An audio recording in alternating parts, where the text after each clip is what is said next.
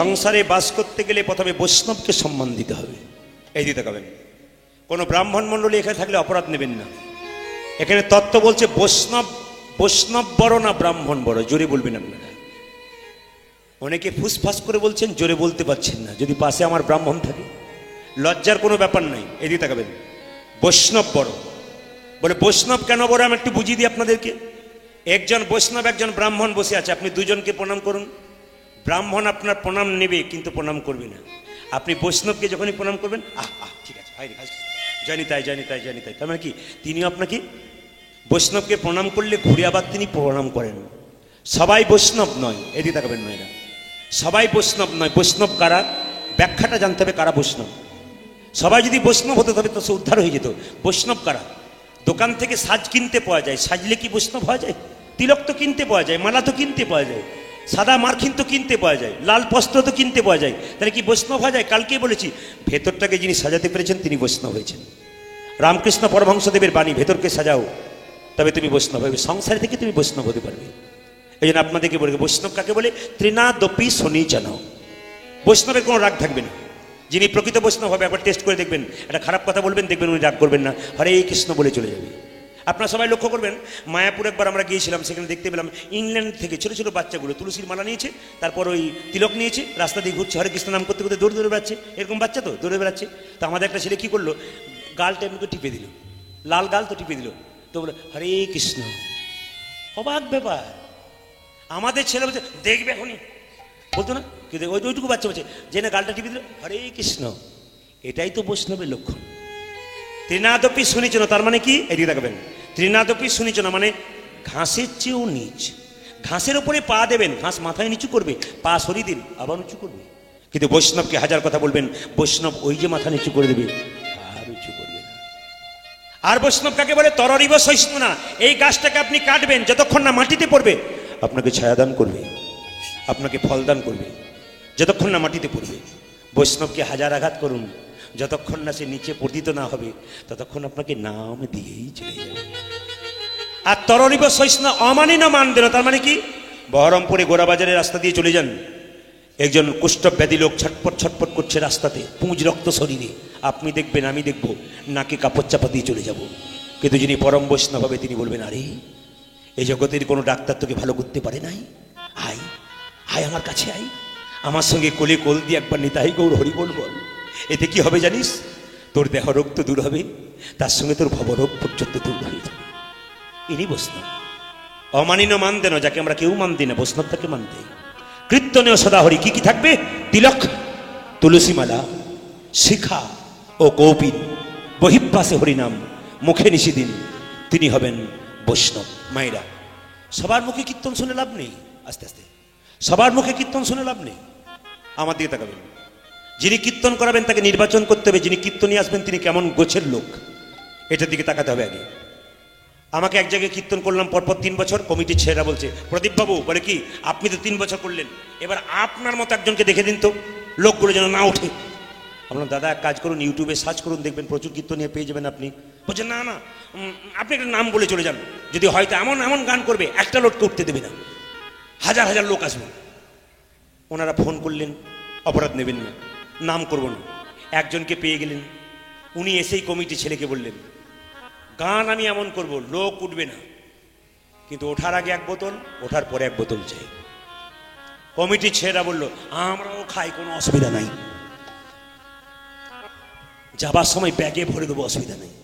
তাহলে আপনি একবার চিন্তা ভাবনা করুন, যে মহাপ্রভুর আটনতে আপনি গঙ্গা জল দিয়ে পেতেছেন, সেই মহাপ্রভুর আটনে যিনি নামলেন তিনি তো লাল জল খেয়ে নামলেন, সেই জায়গাটার মান কোন জায়গাতে রইল?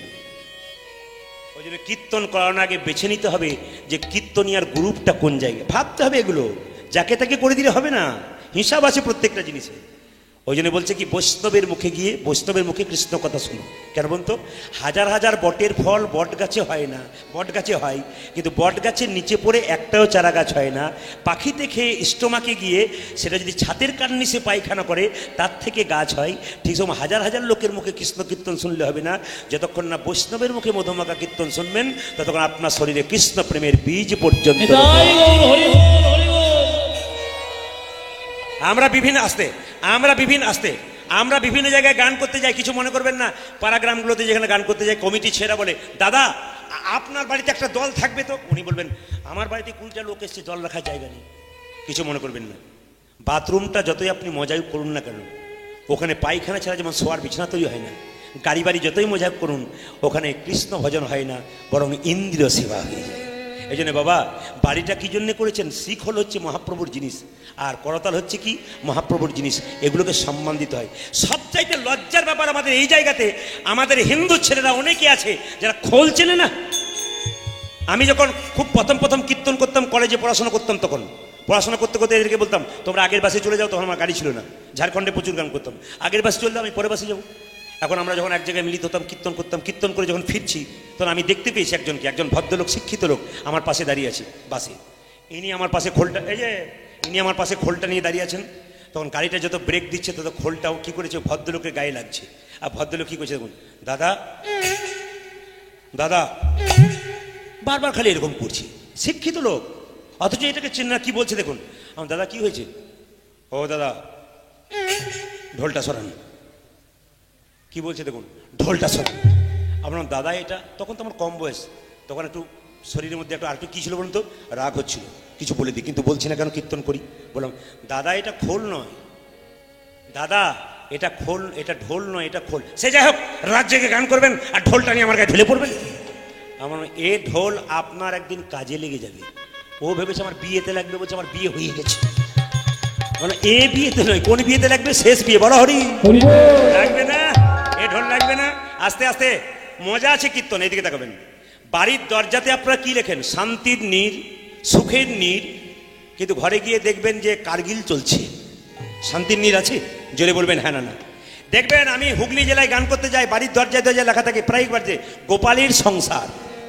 আবার বাড়িতে আমাদের দিকে লেখা থাকে পিতৃমাতৃ ভবন, পিতৃস্মৃতি নাকি, তারপর আবার পিতৃস্মৃতি, তারপর আবার কি, তারপর কি সুস্বাগতম, তারপর কি হলো ওয়েলকাম, তারপর কি হলো কুকুর হইতে সাবধান। না, আমরা মানে কত নিচের দিকে নামছি আপনারা চিন্তা করুন। আমি কুকুরকে অবমাননা করছি, কোন জায়গায় নিচে নামছি। এই যে তোদের মতো যখন ক্লাস 7-এ পড়ি, তখন কাকাবাবুর সঙ্গে কলকাতা গেলাম। আমার কাকাবাবু কলকাতায় ছিলেন, কাকাবাবুর সঙ্গে কলকাতায় গেলাম। যখন কলকাতায় গেছি, খুব ছোট ছেলে, দেখছি বিরাট বড় বড় বাড়ি, তখনকার দিনেকার বাড়ি, বাড়ি লেখা আছে সাবধান ভেতরে কুকুর। আমার কাকা, ভেতরে যারা আছে তারা সবাই কুকুর? বলছে চুপ কর চুপ কর চুপ কর। বলে কেন?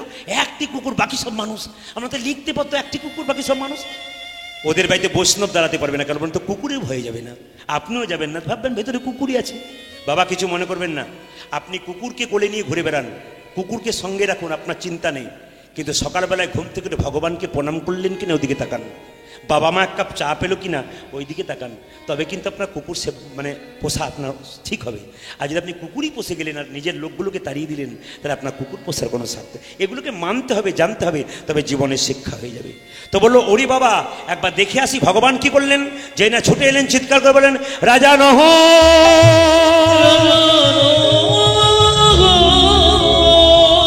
আপনারা উত্তর দেবেন, লীলাটি নতুন, অনেকে শোনা নেই, উত্তর দেবেন। ভগবান এলো কোন বেশ ধারণ করে? বালক বৈষ্ণব ব্রাহ্মণের বেশ। কোন রাজার কাছে? নহুষ রাজার কাছে। কেন এলো? পরীক্ষা করার জন্যে। দেখতে পেল নহুষ রাজা দান করছে হাসি মুখে, আর প্রচুর লোক লাইন দিয়ে দাঁড়িয়ে আছে, মনে মনে ভাবছে দাঁড়াও তোমাকে পরীক্ষা করব। কি করলেন? রাজা নহ, রাজা এমন ডাক দিল, নহুষ রাজা বলল, কে ডাকে আমায়, কে ডাকে আমায়, কে ডাকে আমায়, ডাকে আমায়। কি দান দিতে দিতে নহুষ রাজা থমকে গেল। কেন জানেন মাইরা? যাত্রার কণ্ঠস্বর নয়, ভগবানের কণ্ঠস্বর। যেই না মিষ্টি কথাই বলেছে রাজা নহুষ, সঙ্গে সঙ্গে নহুষ রাজা চমকে উঠে মনে মনে ভাবলো, এত সুন্দর মুখের কথা কারো কোনোদিন শুনি নাই, এটা কে? তুমি কে? আমাকে যখন রাজা নহুষ বললে আমার ভেতরটা অন্তরটা কেঁদে উঠলো কেন, প্রেম জেগে উঠলো কেন? তুমি নহুষ কি? তুমি তো সবাইকে দেখুন, যুক্তিগুলো দেখবেন, লীলাটা শুনবেন। ভগবান বালক ব্রাহ্মণের বেশ ধারণ করে, কাঁধে ঝুলি নিয়ে, তিলক নিয়ে চিৎকার করে বলছে, নহুষ তোমার কাছে দান চাইতে এসেছি। কি দান? ভূমি দান। কি ভূমি? 3 হাত ভূমি তোমার কাছে দান চাই। 3 হাত ভূমি? 3 হাত ভূমি কেন চাইবে তুমি? 3 একর চাও আমার কাছে, তুমি যা চাইবে তোমার। ভগবান মনে মনে বলছে অহংকার করো না, আমি বলছি তোমাকে 3 হাত ভূমি দিতে হবে। আমি 3 হাত ভূমি দেবো? বলে হ্যাঁ, আমি ওই 3 হাত ভূমির জন্য তোমার কাছে এলাম। ঠিক আছে, মেনে নিলাম 3 হাত ভূমি দেবো, কিন্তু শর্ত রইল ওই 3 হাত ভূমিতে তুমি কোনোদিন স্পর্শ করতে পারবে না। তুমি যদি 3 হাত ভূমি কোনোদিন স্পর্শ করে দাও, তবে তোমার মৃত্যুর পরে তোমার আত্মার মুক্তি হবে না। কি হবে? নহুষ জিজ্ঞেস করলো কি হবে? তোমার আত্মা আকাশে বিচরণ করবে, একবারে মর্তভূমিতে আসবে না, আর ভগবানের কাছেও যাবে না। তাই নাকি? দান করেছেন 3 হাত ভূমি বাবা। ইনার জায়গাতে এলাম আমি। নহুষ রাজার একদিন বয়স হয়ে গেল, উনি শপথ করেছিলেন কি, 3 হাত জায়গাতে আমি স্পর্শ করবো না। যদি স্পর্শ করি আমার মৃত্যুর পরে আত্মা শান্তি হবে না, কোনোদিন দেহও পাবে না, স্বর্গেও যাবে না। তাহলে কি করা যায়? ও মাইরা, একদিন নহুষ রাজার বয়স হয়ে গেল। এইদিকে তাকান, এইদিকে তাকাবেন। যখন মানুষের বয়স হয়ে যায় বাবা, তখন দেখবেন বাচ্চা ছেলের মতো স্বভাব হয়ে যায়। দেখবেন আপনারা, আপনি বলবেন বাবা তোমার সুগার হয়েছে, মিষ্টি খেও না। না আমি খাবো, আমাকে দিতেই হবে। কেন বলুন তো? বাচ্চা ছেলে আর বয়স্ক মানুষ সমান। ওই জন্য আপনাদের কাছে নিবেদন, কালকে বলে গেছি, বাবা মা বা শ্বশুর শাশুড়ি যদি বয়স হয়ে যায়, আপনি তাকে সম্মান করুন, যতই রাগ হয়ে যাবো। কেন বলুন তো? ও তো বাচ্চা ছেলে মতো। কেন? যখন আপনি তার বাড়িতে ঢুকলেন, তখন আপনার কি বললো? আমার মা এসেছে গো। বৌমা যখন বাড়িতে ঢোকে, তখন শ্বশুর শাশুড়ি কি বলে? শ্বশুর মশাই কি বলে? আমার মা এসেছে গো। মা মানে কি? আপনাকে যে মা বলে ডাকলো। কেন মা বললো? ওরে দেখিয়ে দিতে চাইলো, আমি একদিন বুড়ো হয়েছি, আরো হব, একদিন আমি সন্তানের মতো তোর কাছে থাকবো, আবদার করব, তুই দিবি তো। কিন্তু আমরা দিই। এটাই হচ্ছে ভাবনা বিষয়। লক্ষ্য করুন, নহুষ রাজার বয়স হয়ে গেল, 80 বছর বয়স, আর ঠিক পাচ্ছে না, চোখে দেখতে পাচ্ছে না। তখন কি করছে দেখুন, এদিকে তাকাবেন। এই গানটি যিনি লিখেছেন, যে যেখানে বসে আছেন মন দিয়ে শুনবেন, এই গানটি যিনি লিখেছেন বিশ্বনাথ দাস, খুব পণ্ডিত মানুষ। তিনি কিন্তু স্কুলের শিক্ষক ছিলেন। তিনি এই গানটি লিখেছেন কিরকম? বয়স হলে এই গানটি সবাইকে গাইতে হবে। এইদিকে যেমন ইনি বললেন কথা, আপনাদেরও বয়স হলে এই গানটা গাইতে হবে। নহুষ রাজা কি করছে? কেঁদে কেঁদে বলছে, হরিদিন কবে মন হবে বলো। পরিবেশ তৈরি করুন। হরিদিন কবে মন হবে। এই জায়গাটি আস্তে আস্তে যে যেখানে বসে আছেন খুব ভেতরে নেবেন জায়গাটি। যখন দেখবেন আপনার শরীরে আর চলৎ শক্তি থাকবে না, চোখে দেখতে পারবেন না, কানে শুনতে পারবেন না, বাড়ির লোক আপনাকে যা তা কথা বলবে, তখন আপনি নিজের ধিক্কারে বলবেন, নহুষ রাজা ধিক্কারে বলছে, হরিদিন কবে মন হবে বলো। হরিদিন কবে মন হবে। আমি আশায় আশায়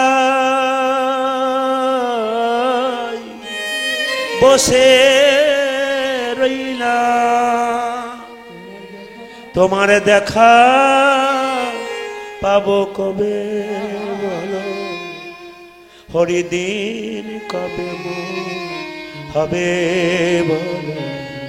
ধীরে, হরিদিন কবে মন হবে। চরিত্রটা বলি আগে, আস্তে আস্তে। শব্দ নয় মা, একটু বসুন বসুন বসুন, একবার শব্দ নয়, আস্তে আস্তে জায়গাগুলো ধরতে হবে কিন্তু, নইলে ডিস্টার্ব হয়ে যাবে। বিশ্বনাথ দাস স্কুলের শিক্ষক, একটি মাত্র ছেলের বাবা, কম বয়সে স্ত্রী মারা গেছে বাচ্চাকে জন্ম দিয়ে। তিনি খুব সুন্দর লিখতে পারতেন। আজকে লিখছে কোন সময় জানেন এই গানটা? বাড়ির সবাই যখন আর দেখে না, নাতিটাকে জিজ্ঞেস করছে, দাদু ভাই তোর মাকে এক গ্লাস জল দিতে বলতো। যখন কি করলো দেখুন, এদিকে তাকান।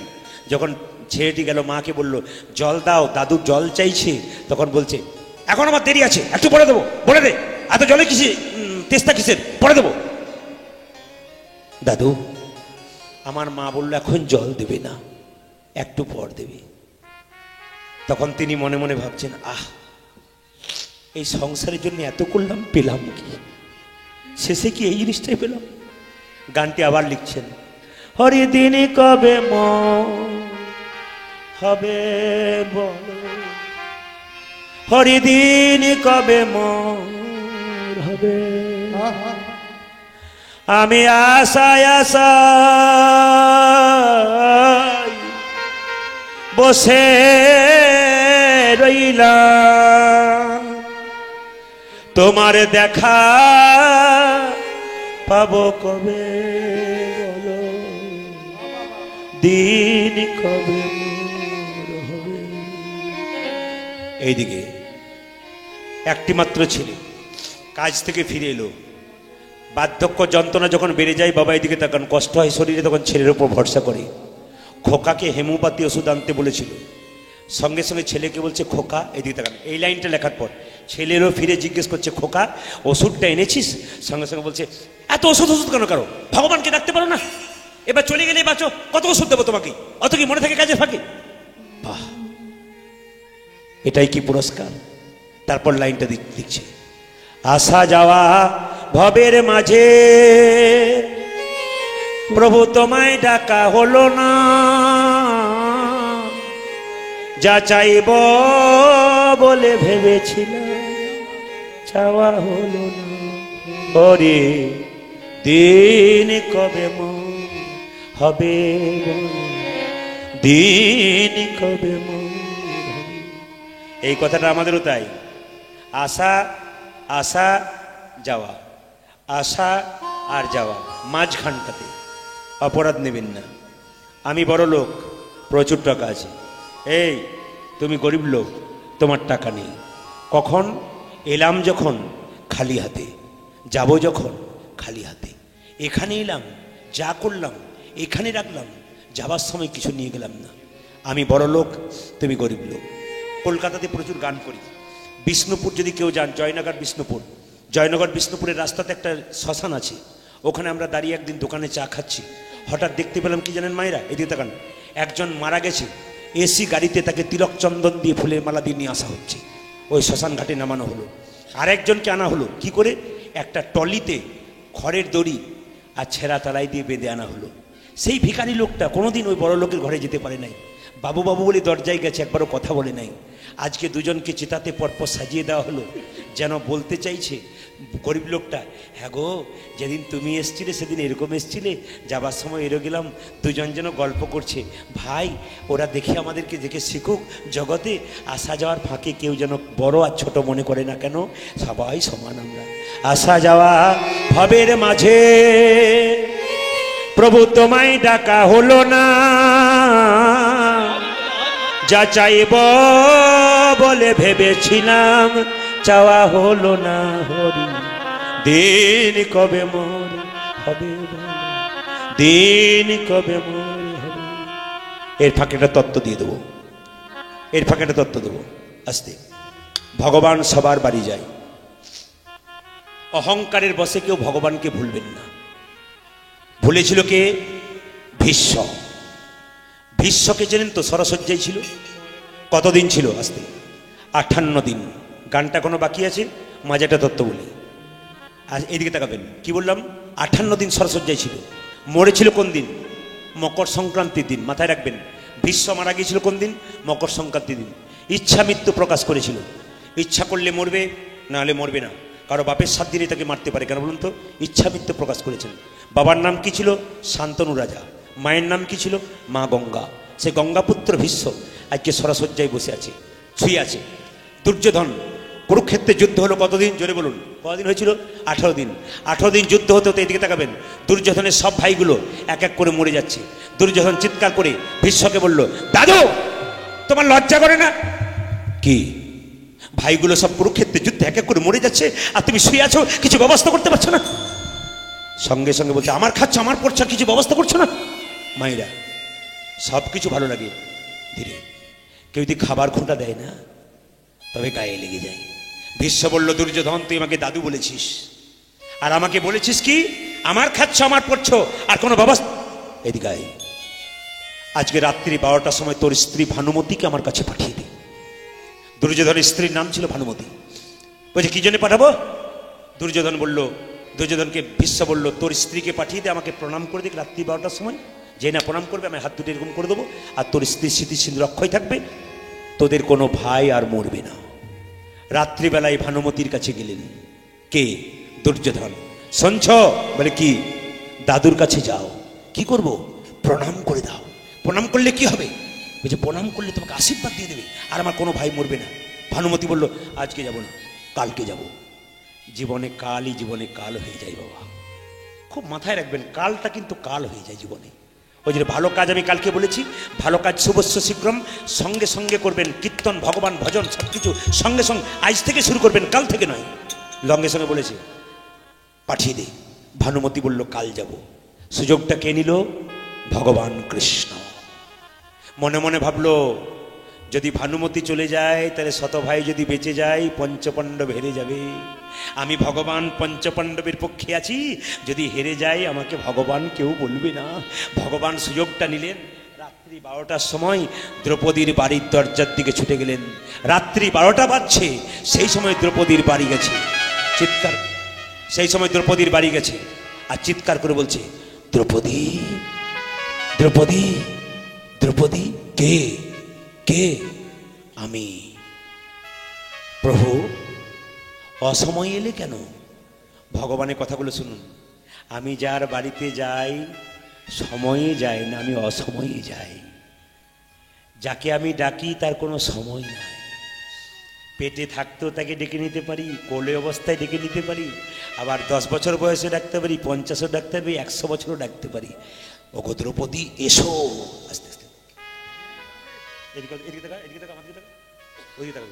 লক্ষ্য করুন, দ্রৌপদী এসো। দ্রৌপদী বলছে রাত্রি 12টার সময় কোথায় যাব? দাদু ভীষ্মের কাছে চলে যাও। দাদু ভীষ্ম শুয়ে আছে, দাদু ভীষ্মের কাছে গিয়ে তুমি প্রণাম করে দেবে, আর সঙ্গে সঙ্গে দেখবে আশীর্বাদ করে দেবে, তোমার সিঁদুর অক্ষয় হয়ে যাবে, সিঁদুর, আর তোমার স্বামীরা মরবে না। মায়েরা, ভগবান যাচ্ছে আগে আগে, দ্রৌপদী যাচ্ছে পেছন পেছন। যখন দ্রৌপদীকে বলে এবার তুমি আগে যাও, দাদুকে প্রণাম করো, কৃষ্ণ ভীষ্মের দরজায় দাঁড়িয়ে আছে। দ্রৌপদী জুতো পরেই চলে যাচ্ছে। কৃষ্ণ চিৎকার করে বলছে দ্রৌপদী, গুরুজনদের কাছে কেউ গেলে জুতো চট্টি পরে যেতে হয়। দ্রৌপদী বলল না প্রভু, আমার তো জানা ছিল, কিন্তু আমি ভুলে গিয়েছিলাম, তারার জন্যে আমি খুলে রেখে যাব। ভগবান মনে মনে ভাবছে দ্রৌপদী তুমি তো আমার কথাটা ভাবতে পারোনি, কেন তোমাকে জুতো খুলতে বললাম? ভক্ত তো আমার চরণ ধরে বারবার কাঁদে, কিন্তু আমি তো কোনোদিন ভক্তির চরণ ধরতে পারি না। আমারও তো ইচ্ছা হয় যে ভক্তির চরণ ধরে একবার কাঁদু। যাকে চাইতে যাই সে দেয় না, আই তোমার জুতো জোড়া বুকে নিয়ে বারবার কাঁদবো। দ্রৌপদী যখন জুতোটা খুলে চলে গেছে, ভগবান তখন কি করেছে দেখুন, দ্রৌপদীর জুতো জোড়া বুকে ধরে বারবার কাঁদছে। দ্রৌপদীর পেছনে ফিরে বলল প্রভু এ তুমি কি করছো? আমার জুতো জোড়া বুকে নিয়ে কাঁদছো কেন দ্রৌপদী? ভক্ত আমার চরণ ধরে বারবার কাঁদে, আমি তার অনুভব করতে পারি না ভক্ত কত আনন্দ পায়। হুজুর আমি ভক্তির চরণ দুটো বুকে ধরে বারবার অনুভব করার চেষ্টা করি যে ভক্তের চরণ ধুলিতে কি আনন্দ আছে, ভগবানের ইচ্ছা হয়।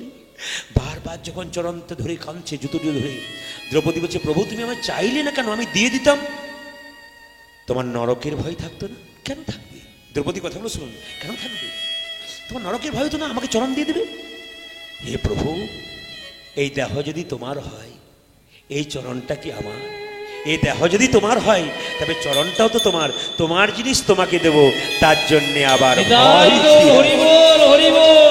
তোমার জিনিস, আমি তোমার জিনিস তোমাকে দেব, তার জন্য ভয় কি?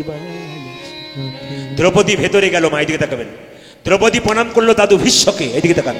যখনই ভীষ্মকে প্রণাম করেছে চিনতে পারে নাই কে ভীষ্ম, হঠাৎ বলল আয়ুষ্মতি ভব, তোমার স্মৃতির সিঁদুর অক্ষয় থাক।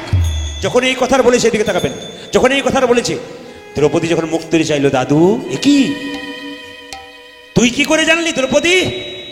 দ্রৌপদী বলল দাদু আর কে জানে? বলছে এ কথা কেবলমাত্র ভানুমতি আর দুর্যোধন জানেন, আমি জানি, কেউ জানে না। দ্রৌপদী বলছে গোপনে জগতে যত ঘটনাই ঘটুক না কেন, কেউ জানুক আর না জানুক, একজন জানে, তিনি হলেন ভগবান কৃষ্ণ। হরি বল হরি বল। বলছে কৃষ্ণ কোথায়? ভীষ্ম বলছে কৃষ্ণ কোথায়? দ্রৌপদী বলল দাদু কৃষ্ণ সবার দরজায় দাঁড়িয়ে আছে, যে তাকে ডাকে তার বাড়ি যায়, যে তাকে ডাকে না তার বাড়ি থেকে সে নিজেই ফেরত চলে যায়। ভীষ্ম চিৎকার করে বলল কৃষ্ণ কৃষ্ণ।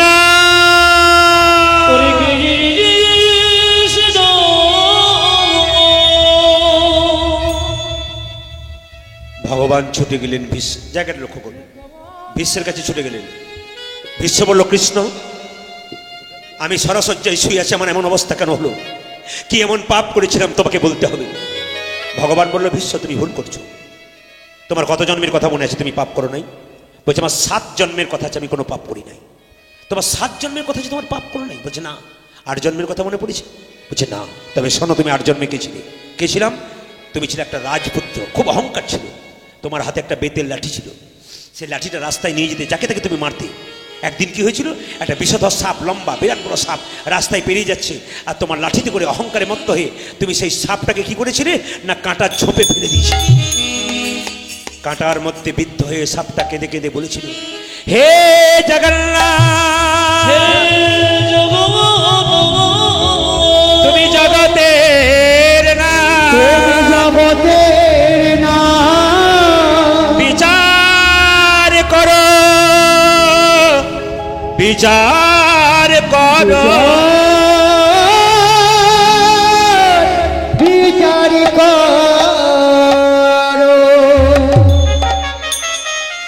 জগন্নাথের চোখটা গোল না পটল চেরা? জোরে বলবেন।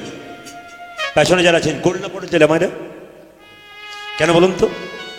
ভিখারি গেলেও যেমন আর ধনী গেলেও তেমন। ভগবানের মন্দিরে যে যাবে না, ওই জগন্নাথ পথে সবাই প্রসাদ পাবে। কেন? ওই জায়গায় গিয়ে সবাইকে দাঁড়াতে হবে একদিন। বাবা, নিবেদন আপনাদের সামনে, লক্ষ্য করুন। ভীষ্ম বলে উঠলো, সেই সময় সাপটা বলে উঠলো, হে গোবিন্দ, হে জগন্নাথ, আমাকে কাঁটার মধ্যে ঝোপে ফেলে দিলে রাজপুত্র, এর একটা ব্যবস্থা করো, আমার মতো এই জন্য কাঁটাবিদ্ধ হয়ে মরে। সত্যি তাই, ভীষ্ম সেদিন কাঁটাবিদ্ধ হয়ে মরেছিল বাবা। ওই জন্য আপনাদেরকে বলি, কাঁদালে কাঁদিতে হয়, এ কথাটা মিথ্যে নয়। যে যেমন কর্ম করে তার কর্ম অনুযায়ী ফল। কেঁদে কেঁদে নহস রাজা বলছে, পার কর হে তুমি পারের দয়া, পারি করো গে,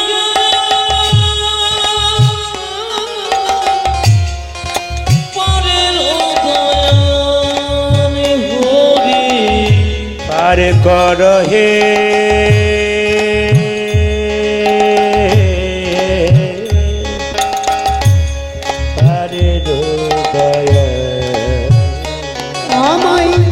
পারি করো হে, পারির দয়া, পারের কর্তা নিয়ে বার্তা আমি বড় কাঙা, পারের কর্তা নিয়ে বার্তা তুমি আমায়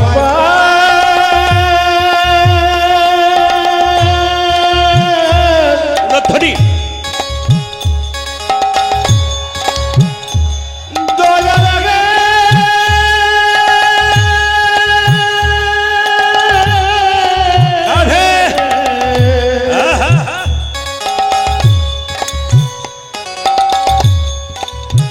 ওহে দয়া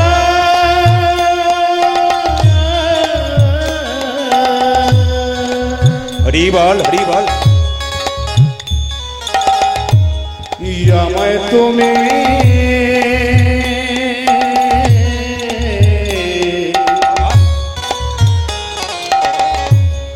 আমায় তুমি পার করো হে দয়া, পার করো হে, পার করো হে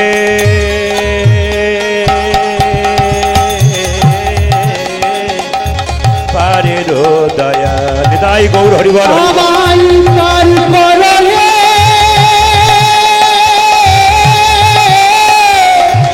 পারের কান্তা,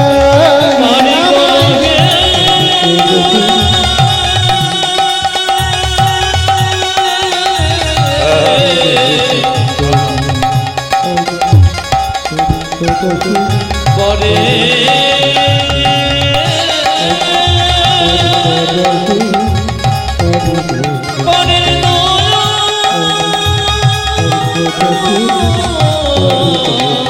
পারের দয়া,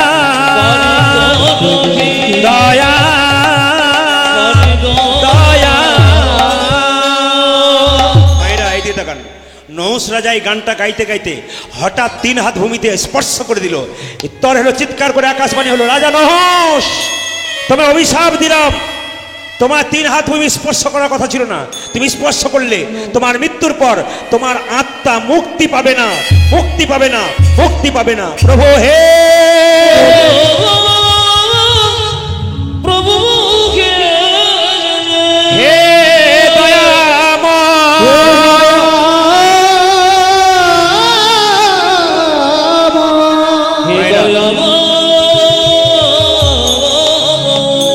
এইদিকে এতক্ষণ ধরে কীর্তন শুনলেন, কি বুঝলেন? 3 হাত জায়গায় স্পর্শ করার কথা ছিল না, কিন্তু করে ফেলেছে। কেন? বার্ধক্যের জেরে বুঝতে পারে না জায়গাটা কোথায়। লক্ষ্য করুন, যখন স্পর্শ করে দিল আকাশবাণী হলো, তোমার আত্মার শান্তি হবে না। এইবার কি বললো? হে প্রভু, তুমি যখন বললে যে আত্মার শান্তি হবে না, তাহলে কি করলে আমার আত্মার মুক্তি হবে একটু বলে দাও। আকাশবাণী হলো, পুত্রের যদি থাকে হরিচরণে মতি, নহস তবে তুমি পাবে মুক্তি। তোমার পুত্র তোমার মৃত্যুর পরে, তোমার পুত্র যদি নরমেদ যজ্ঞ করে, নহস তুমি মুক্তি পাবে মৃত্যুকালে পরে। তোমার এমন পুত্র যদি নরমেদ যজ্ঞ করে,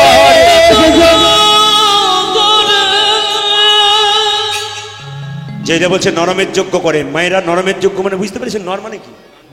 নর মানে কি? নর মানে কি? নর মানে বানর, নর মানে মানুষ। একটা বাচ্চা ছেলেকে যজ্ঞ দিতে হবে মায়েরা। এই কথা বলতে বলতে তার বাবা একদিন মারা গেলেন। আমরাও মারা যাই, একটু উত্তরটা দেবেন আস্তে। আমরা মারা যাই, একটু বলবেন মায়েরা, দেহটা মরে না আত্মা মরে? জোরে বলুন, জোরে বলুন, কি মরে? দেহ মরে না আত্মা মরে? দেহটা মরে। শাস্ত্র কি বলল?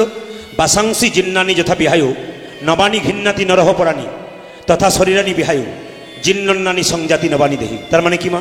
যে কাপড়টা আপনি পরেছেন, ওই কাপড়টা যখন ময়লা হয়ে যাবে, নোংরা হয়ে যাবে, আপনি কি করবেন? নতুন কাপড় পরবেন। নোংরা ছেঁড়া হয়ে যাবে, কি করবেন? আপনি কি করবেন? জীর্ণ হয়ে গেলে আপনি সেই কাপড়টা পরিবর্তন করে নতুন কাপড় নেবেন। আত্মা কি করে? দেহ পরিবর্তন করে। এই জন্য আপনারা প্রশ্ন করবেন, আমার মৃত্যুর পর আমার আত্মা কোথায় যাবে? আপনাদের মৃত্যুর পর আপনার আত্মা কোথায় যাবে? তত্ত্ব কি?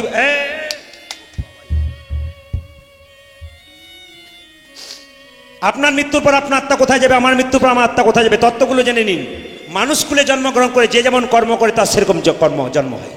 মানুষকুলে জন্মগ্রহণ করে কেউ যদি পশুর মতো কর্ম করে, পরের জন্মে তার পশুকুলে জন্ম হবে। মানুষকুলে জন্মগ্রহণ করে কেউ যদি মানুষের মতো কর্ম করে, পরের জন্মে মানুষকুলে জন্ম হবে। মানুষকুলে জন্মগ্রহণ করে কেউ যদি মহাপুরুষের মতো কর্ম করে, তবে তার আবার জন্মার হবে না, গোবিন্দচরণ পেয়ে যাবে। কেন? যে ধান সেদ্ধ করে মাঠে ছড়ানো হয়, সেই ধানের যেমন কোনো গাছ হয় না, যে দেহ হরিনামে সিদ্ধ হয়ে যায়, সেই দেহের আর দ্বিতীয় জন্ম কোনো দিন হয়। এবার সবাই লক্ষ্য করুন মায়েরা, তাহলে আপনারা বলবেন যে আমাদের কর্মে আমাদের মৃত্যুর পর আত্মাটা কি নিয়ে যাবে? বলছে পুষ্প যেমন তার গন্ধ বাতাসে ছড়ায়, আত্মা তার কর্মফল সঙ্গে সঙ্গেই নিয়ে চলে যায়। এই জন্য আপনারা যেমন কর্ম করবেন, দিনের মাথায় 100টা কর্ম করবেন, তার মধ্যে 95 কর্ম যদি ভালো করেন আপনার লাভ আছে, আর 95 খারাপ যদি করেন আর 5টা ভালো করেন তাহলে আপনার লস আছে। বিচার ওখানে কি হবে? আপনি কেমন কর্ম করেছেন, ভালো না খারাপ। ওই জন্য আপনাদেরকে বলে রাখি, অন্তত আপনি গুরু পেনে যেতে পারেন যদি একটা কাজ করতে পারেন। কি? মুখের ভাষা যদি কারো ভালো হয়, এইদিকে এইদিকে মুখের মিষ্টি যদি কারো থাকে না, জীবনে সে জয়ী হয়ে যায়। যার মুখের মধ্যে মিষ্টি নাই তার জীবন যুদ্ধে জয়ী নাই। কেমন প্রমাণ দিয়ে দিই? আমাদের এই শরীরে মুখের মধ্যে কটা দাঁত থাকে মায়েরা বলুন? 12টা। যেই না 12টা বলেছি, 2-4 জন বলছে দেখছে, 2-4 জন এমনি করে যে কটা দেখে দেখলে হবে। কীর্তনে মজা আছে। আমি যদি হাসাবো তাহলে 1 ঘন্টা হাসিয়েই রাখবো, আর কাঁদাবো তো 1 ঘন্টা কাঁদিয়ে রাখবো। এদিকে থাকেন, কীর্তনে মজা আছে। যেমন একজন বয়স্ক মা কাল কি বলছিলেন, আনন্দ পেলাম, হেসেও গেলাম, কেঁদেও গেলাম, ভেতরে কিছু শিখে গেলাম। সব রকমই চাই কীর্তনে, তবে শিখবেন আপনারা। এইদিকে তাকাবেন, এখানে 32টা দাঁত থাকে। জীব কটা থাকে? একটা। 32টা দাঁত একদিন কি বলছে দেখুন, এই আমরা 32 জন, তুই একজন, ইচ্ছা করলে না টুকরো টুকরো করে কেটে ফেলে দেবো। কাকে বলছে? কাকে বলছে? জীবকে বলছে। যদি ইচ্ছা করি না টুকরো টুকরো কেটে দেবো, জায়গা পাবি না তুই, 32 জন ভাগে পাবো না তোকে, টুকরো করে কেটে ফেলে দেবো। জীব বলছে বেশি বাড়াবাড়ি করিস না, আমি একাই হতে পারি, তোরা 32 জন হতে পারিস। এমন কাজ করবো না, এমন লোককে গাল দিয়ে দেবো আমি না, এক চড়েই তোরা 32 জন নিচে পড়ে যাবে। নিবেদন আপনার সামনে নিবেদন হলো মায়েরা, এইদিকে তাকাবেন। কথাটা হচ্ছে কি, যে জীব যদি ভালো কথা বলে আপনার, মিষ্টি কথা বলে জীবন। আপনি গুরু বনে যেতে পারেন আপনার কথার জন্য, আপনার মিষ্টি ভাষার জন্য আপনি গুরু বনতে পারেন, পৃথিবীতে গুরু বনতে পারেন। আপনি কথা বলার কৌশল জানা চাই। ইউটিউবে সার্চ করবেন, আপনার একটা জায়গা শুনবেন, অনঙ্গ মোহন দাস বাবাজি, নামটা আমি বলে দিই, ইস্কন পণ্ডিত বটেন, আমি খুব শুনি। অনঙ্গ মোহন দাস বাবাজি আপনি সার্চ করবেন, দেখবেন নারা মাথা, খুব কম বয়সের ছেলে, খুব সুন্দর সুন্দর কথা বলে দাম দারুন। উনি দেখবেন লেখা আছে কথা বলার কৌশল, এত সুন্দর বলেন এবং এমন শিক্ষা দিয়েছেন যে আপনি গুরু বনে যেতে পারেন যদি আপনি কথাটা ঠিক বলতে পারেন। আপনার মুখের ভাষা যদি ঠিক হয় না, আপনি সব জায়গাতে জয় হয়ে যাবেন। আর মুখের ভাষা খারাপ হলে আপনার কোনো জায়গাতে জয় থাকবে না, আপনি হেরে আসবেন। ওই জন্য বলে রাখি মায়েরা, যে জায়গায় ছিলাম এখন লক্ষ্য করুন, যেই না নহুষ রাজার চিৎকার করে মনে মনে ভাবলো আমার আত্মা শান্তি পাবে না, তাহলে কি করা যায়? ছেলে গেল, ছেলের নাম হচ্ছে কি? যজাতি। বড় ছেলের নাম যজাতি। যজাতি, কি আমি কেমন করে তোকে একটা দুঃখের কথা বলবো? কি হয়েছে বাবা, কি হয়েছে তুমি আমাকে বলো। বলে শোন বাবা, একজন ব্রাহ্মণ বৈষ্ণব আমার কাছে 3 হাত জায়গা চেয়েছিল, শর্ত করেছিল সেই জায়গা কোন স্পর্শ করলে আমার আত্মা শান্তি পাবে না। আমি কি করেছিলাম জানিস? কথা দিয়েছিলাম, 3 হাত ভূমি দান করেছিলাম, কিন্তু বার্ধক্যের জন্য আমি সেই জায়গাটা স্পর্শ করে ফেলেছি। এই জন্য আমি এখন কি করবো? আমার ব্যবস্থা করো, আমার মৃত্যুর পরে যদি নরমের যোগ্য করা হয় তবে আমার আত্মার মুক্তি পেয়ে যাবে। চিৎকার করে বলল, পিতা স্বর্গ পিতা ধর্ম পিতা হি পরমন্তপ পিতরি প্রীতিমা পণ্যে প্রিয়ন্তে সর্বদেবতা। আজকালকার যুগে, এদিকে তাকান, আজকালকার যুগে ছেলেরা এই কথা, খোকা, আজকালকার যুগে ছেলেরা এই কথাটা বলে বাবা মরে গেলেই বাঁচি নাকি? অপরাধ নেবেন না। মধুকররা যেমন, যারা দেখবেন মধুকর হচ্ছে ভ্রমত্ব, তো তারা যখন মৌচাক করে, মধু হরণকারীরা কি করে? আগুনের মশাল জ্বালিয়ে মধুটাকে টেনে নেয়। মৌমাছির কথা ভাবে। আমাদের সংসারে আপনি যত টাকা রোজগার করবেন, বহু টাকা রাখলেন, কিন্তু একটা কথা বলে যায় মায়েরা, ছেলের জন্য মেয়ের জন্য টাকা রাখবেন, কিন্তু মাথায় রাখবেন সেই ছেলেটা বড় হয়ে টাকাটা কোন জায়গায় ব্যবহার করবে? মদ খেয়ে, না হরিবাসরে দিয়ে, না নিজের জীবনটাকে সুন্দর করে চালাবেন ভগবত পথের প্রতীক হয়ে। এরকম চিন্তা ভাবনা করে টাকা রাখবেন। টাকা জমা রাখলাম মানে ছেলেটাকে আমাকে মানতে হবে যে সন্তানটাকে ভালো করতে হবে, যেন সেই পথের প্রতীক হয়ে যায়। এরকম সন্তান পেয়েছিল কে? নহুষ রাজা যজাতিকে। যজাতি চিৎকার করে বলল, পিতার আদেশ যদি পালন না করিতে পারি, কথা দিলাম, আমি কথা দিলাম, জ্বলন্ত অনলে এই দেহ এই জীবন দিব ডারি।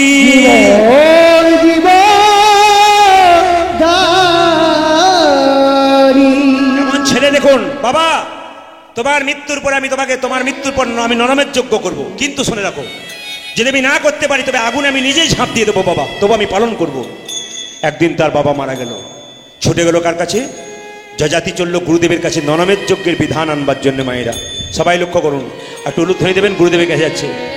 জয় গুরু জয় গুরু, গুরুদেবের জয়, জয় গুরু জয় গুরু, গুরুদেবের জয়। জয় গুরু জয় গুরু, গুরুদেবের জয়। জয় গুরু জয় গুরু, গুরুদেবের জয়। গুরু পিতা গুরু মাতা গুরু দয়াময়, ও যে গুরু পিতা গুরু মাতা গুরু দয়াময়, ও যে গুরু পিতা গুরু মাতা গুরু দয়াময়, ও আজ গুরু পিতা গুরু মাতা গুরু দয়াময়। গুরুদেবের জয় হো, ও যে গুরুদেবের জয় হো, গুরুদেবের জয় হো। আজ গুরুদেবের জয় হো, ও যে গুরু পিতা গুরু মাতা গুরুদেবের জয় হো। গুরু মাতা গুরু পিতা গুরুদেবের জয় ও যে গুরু পিতা গুরু মাতা গুরুদেবের জয় হো। আজ গুরু পিতা গুরু মাতা গুরুদেবের জয় হো, গুরু মাতা গুরু পিতা গুরুদেবের জয় হো। ও যে গুরু পিতা গুরু মাতা গুরুদেবের জয় হো। গুরু জয় গুরু জয় গুরু জয় জয় জয় গুরু জয় গুরু জয় গুরু জয় গুরু জয় গুরু জয় গুরু জয় গুরু জয় গুরু জয় গুরু জয় গুরু জয় গুরু জয়। এইদিকে মায়েরা গুরুদেবকে গিয়ে প্রণাম করলো। আমি আজকে আপনাদের বলেছিলাম যে প্রণামের তত্ত্বটা শেখাবো, এইদিকে দেখাবেন। আপনারা সবাইকে প্রণাম করেন, কিন্তু প্রণামটা আপনাদের উল্টো হয়। কালকে বলেছিলাম নাকি প্রণামের কথা? বলিনি। এই দেখুন প্রণামটা কেমন, আস্তে প্রণাম কেমন। সাধুগুরু বৈষ্ণবকে প্রণাম করবেন সোজা, দেবদেবীকে প্রণাম করবেন ডান দিকে রেখে, ভগবানকে প্রণাম করবেন বাম দিকে রেখে। মায়েরা সাষ্টাঙ্গে কোনোদিন প্রণাম করবেন না। যদি কেউ সাষ্টাঙ্গে প্রণাম করেন মহা মহা অন্যায়ের ভাগী হবেন। কেন হবেন? ধরাদেবী নিজের স্তন কেটে গোবিন্দের সেবা করেছিল।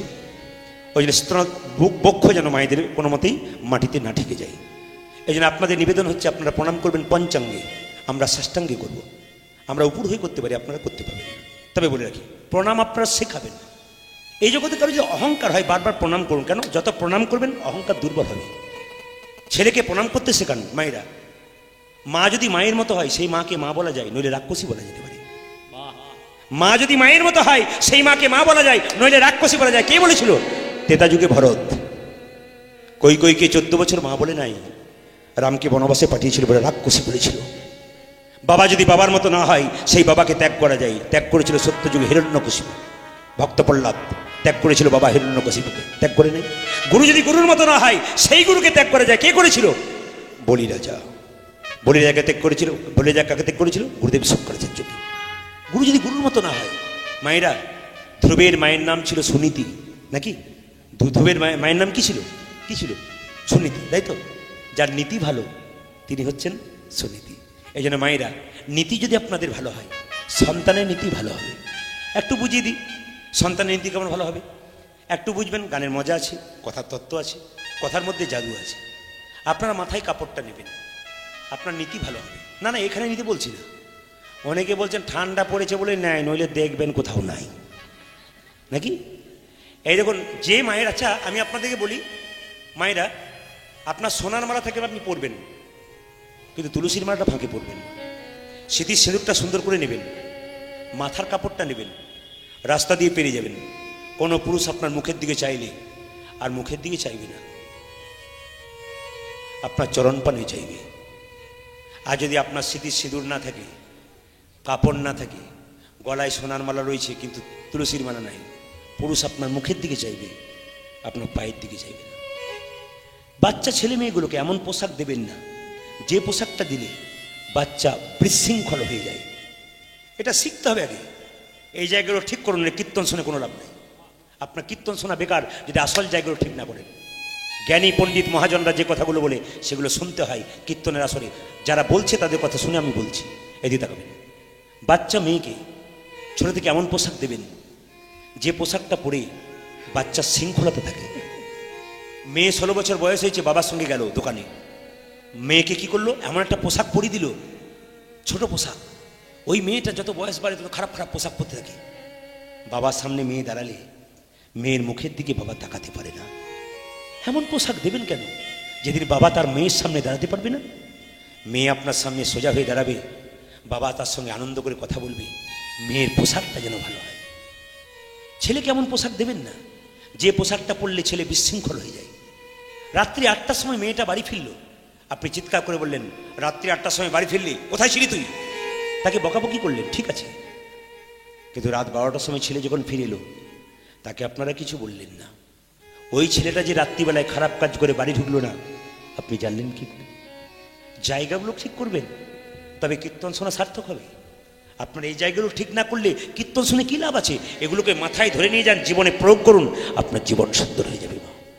ওই জন্য আপনাদেরকে বলি, মাথায় কাপড় নেবেন। মাথার কাপড়টার নাম কি? আমার দিকে তাকান।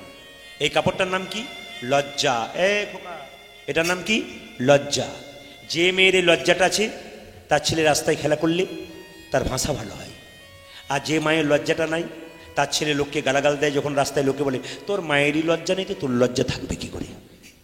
এটার নাম কি? সভ্যতা। এটা পাড়াগ্রামে এখন আছে। যত শহরমুখী হচ্ছি সভ্যতা হয়ে যাচ্ছে আপনাদের। মায়েরা, আমার মায়ের মা বেঁচে ছিল, 95 বছর বয়স, মাথার কাপড়টা এখানে ছিল। আমার মা আছেন এখনো, 70 বছর বয়স, আমার মায়ের মাথার কাপড়টা এখানে। আমার কাকিমা আছেন 65, সত্যি সত্যি খোঁপা মানে বাম্পার পর্যন্ত এলো। এখন যারা বাড়িতে এসছে বাম্পার টাম্পার নেই, হাইওয়ে রোড হয়ে গেছে। আপনাদেরকে বলে রাখি, অন্তত বাম্পারটুকু রাখবেন, নইলে গন্ডগোল আছে। তবে একটা কথা খুব সত্যি কথা, এদিকে তাকাবেন, একটি কথা খুব সত্যি কথা কি বলুন তো? আগে দেখবেন ভাসুর দেখলে মায়েরা কিন্তু পর্দা নিত না। ভাসুর দেখলে দেখবে পর্দা নিত না। না, এত নেবার দরকার নেই আপনাদের। ইতিহাস বলছে আগেকার মেয়েদেরকে জমিদাররা দেখতো আর তারা বাগান বাড়িতে তুলে নিয়ে যেত। ওই জন্য কুমারী মেয়েরাও মাথায় এরকম করে কাপড় নিত। কেন বলুন তো? মুখটা দেখতে দিত না। ওটা ইতিহাস বলছে। ওই যুগ চলে গেছে, কিন্তু সভ্যতার যুগ এসেছে আমাদের। সভ্যতা বলে এই নয় যে বিশৃঙ্খল জীবনযাপন করবো। তাহলে আপনার কীর্তন শুনে কোনো লাভ হবে না, ভক্ত হতে পারবেন না। আপনি নিজের পোশাক দিয়ে ঠিক রাখতে পারলেন না, নিজেকে শৃঙ্খলাতে রাখতে পারলেন না, আপনি গোবিন্দ ভজনা করবেন কি করে? ভগবানের শৃঙ্খলতা কথা শোনাচ্ছে, ভগবান তো একবার উল্টো পাল্টা করে না। আছে কি? ভগবান শৃঙ্খলিতভাবে আছে। এই জন্য মাথায় রাখবেন মায়েরা, মাথার কাপড়টা যখন থেকে ভাসুর হলো বর্দা, সেদিন থেকে মেয়েদের সরে গেল পর্দা। যেদিন থেকে ভাসুর বর্দা হয়ে গেছে সেদিন পর্দা সরে গেছে। আপনাদের যে জায়গাতে ছিলাম, প্রণামের জায়গায় যখন এলাম, মায়েরা লক্ষ্য করুন, বাচ্চাদেরকে প্রণাম শেখাবেন। হরে কৃষ্ণ। যে মা বাচ্চাকে প্রণাম শেখায় না সে ভবিষ্যতে ঠকে। আমি আমার জায়গাতে দেখেছি, বাচ্চা ছেলেরা স্কুলে যায় আর মা কি করে? প্রণাম শেখায় না বলে মা কি করে?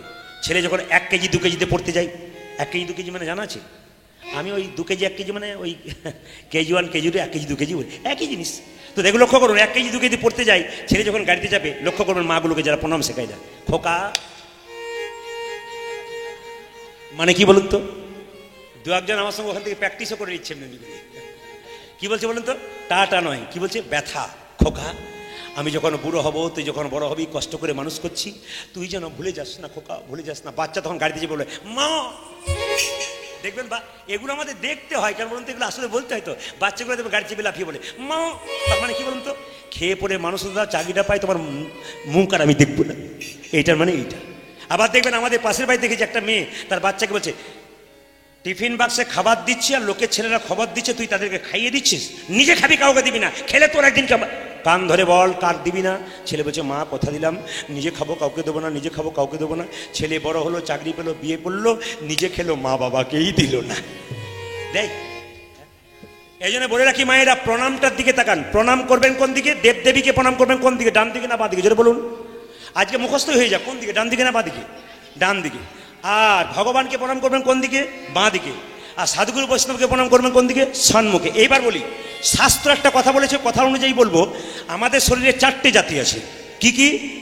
ব্রাহ্মণ, ক্ষত্রিয়, বৈশ্য, শূদ্র। এই 4টে জাতি আমাদের শরীরে আছে। খুব যুক্তিগত কথা। আমাদের শরীরে কি আছে মা? এই দেখান। ব্রাহ্মণ মানে কি? যে বেদকর্ম কুলধর্ম ভালো ভালো মন্ত্র বলে ভগবানকে মানে কি করে? খুশি করে। তাহলে এখান থেকে এটা ব্রাহ্মণ। জোরে বলুন হ্যাঁ না না, একটু জোরে বলুন। যে ঘুমাচ্ছে সে বলুন। তোদের বলার দরকার নেই, তোরা দেখতে পাচ্ছিস তো। এইদিকে মায়েরা কি বললাম? এটা কি? এটা ব্রাহ্মণ। আর ক্ষত্রিয় কোনটা? ক্ষত্রিয়দের কাজ কি?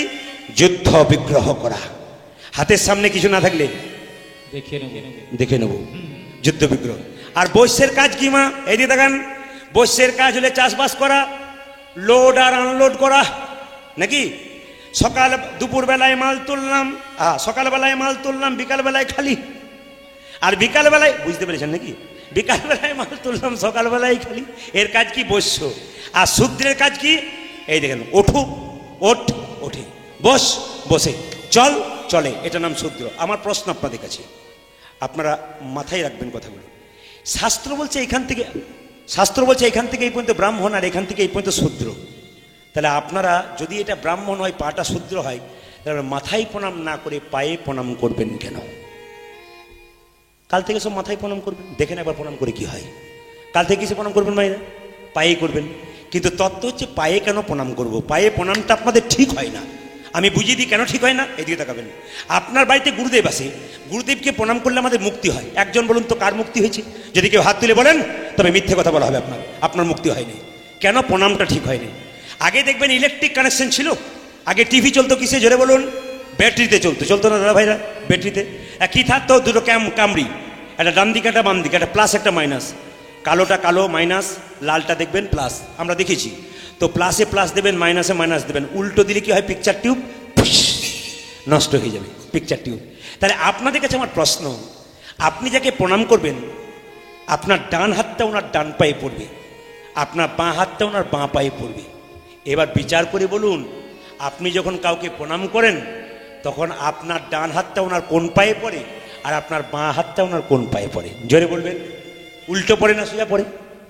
তাহলে না, ডান হাতটা ওনার বাঁ পায়ে পড়ছে আর বাঁ হাতটা ওনার ডান পায়ে পড়ছে। তাহলে কাল থেকে প্রণাম কেমন করে করবেন? এই দেখুন। এইবার কীর্তনের শেষে প্রণাম করতেছে কেউ যদি এইরকম করেছেন, তাহলে আমি তাকে ধরবো। কেন বলুন তো? প্রণামটা কেমন বলুন তো? এইরকম করে প্রণামটা করবেন। কৃষ্ণ দাঁড়িয়ে আছে, কৃষ্ণ দাঁড়িয়ে আছে এইরকম করে। লোকে বলছে কৃষ্ণ তুমি বাঁকা, বলে আমি বাঁকা নয়, তোরা বোকা। বলে কেন? হে গোবিন্দ তুমি উল্টো, বলে না উল্টো নয়, তোরা উল্টো বলে আমি আগে থেকেই উল্টে দিয়ে বসে আছি, প্রণামটা উল্টো হবে বলে। এইবার প্রশ্ন হবে পায়ে প্রণাম করবেন কেন? ছোটরা যদি বড়কে বড় বলে তবে বড় হয়, আর বড় নিজেকে বড় বললে বড় হয় না। প্রমাণটা দেখুন, এমপি এমএলএ মিনিস্টার আপনার দরজায় কখন হাত জোর করে? ভোটের সময়। ভোটের সময় না, ভোটের সময় তো বটে, যখন ছোটদের দরকার হয় নাকি?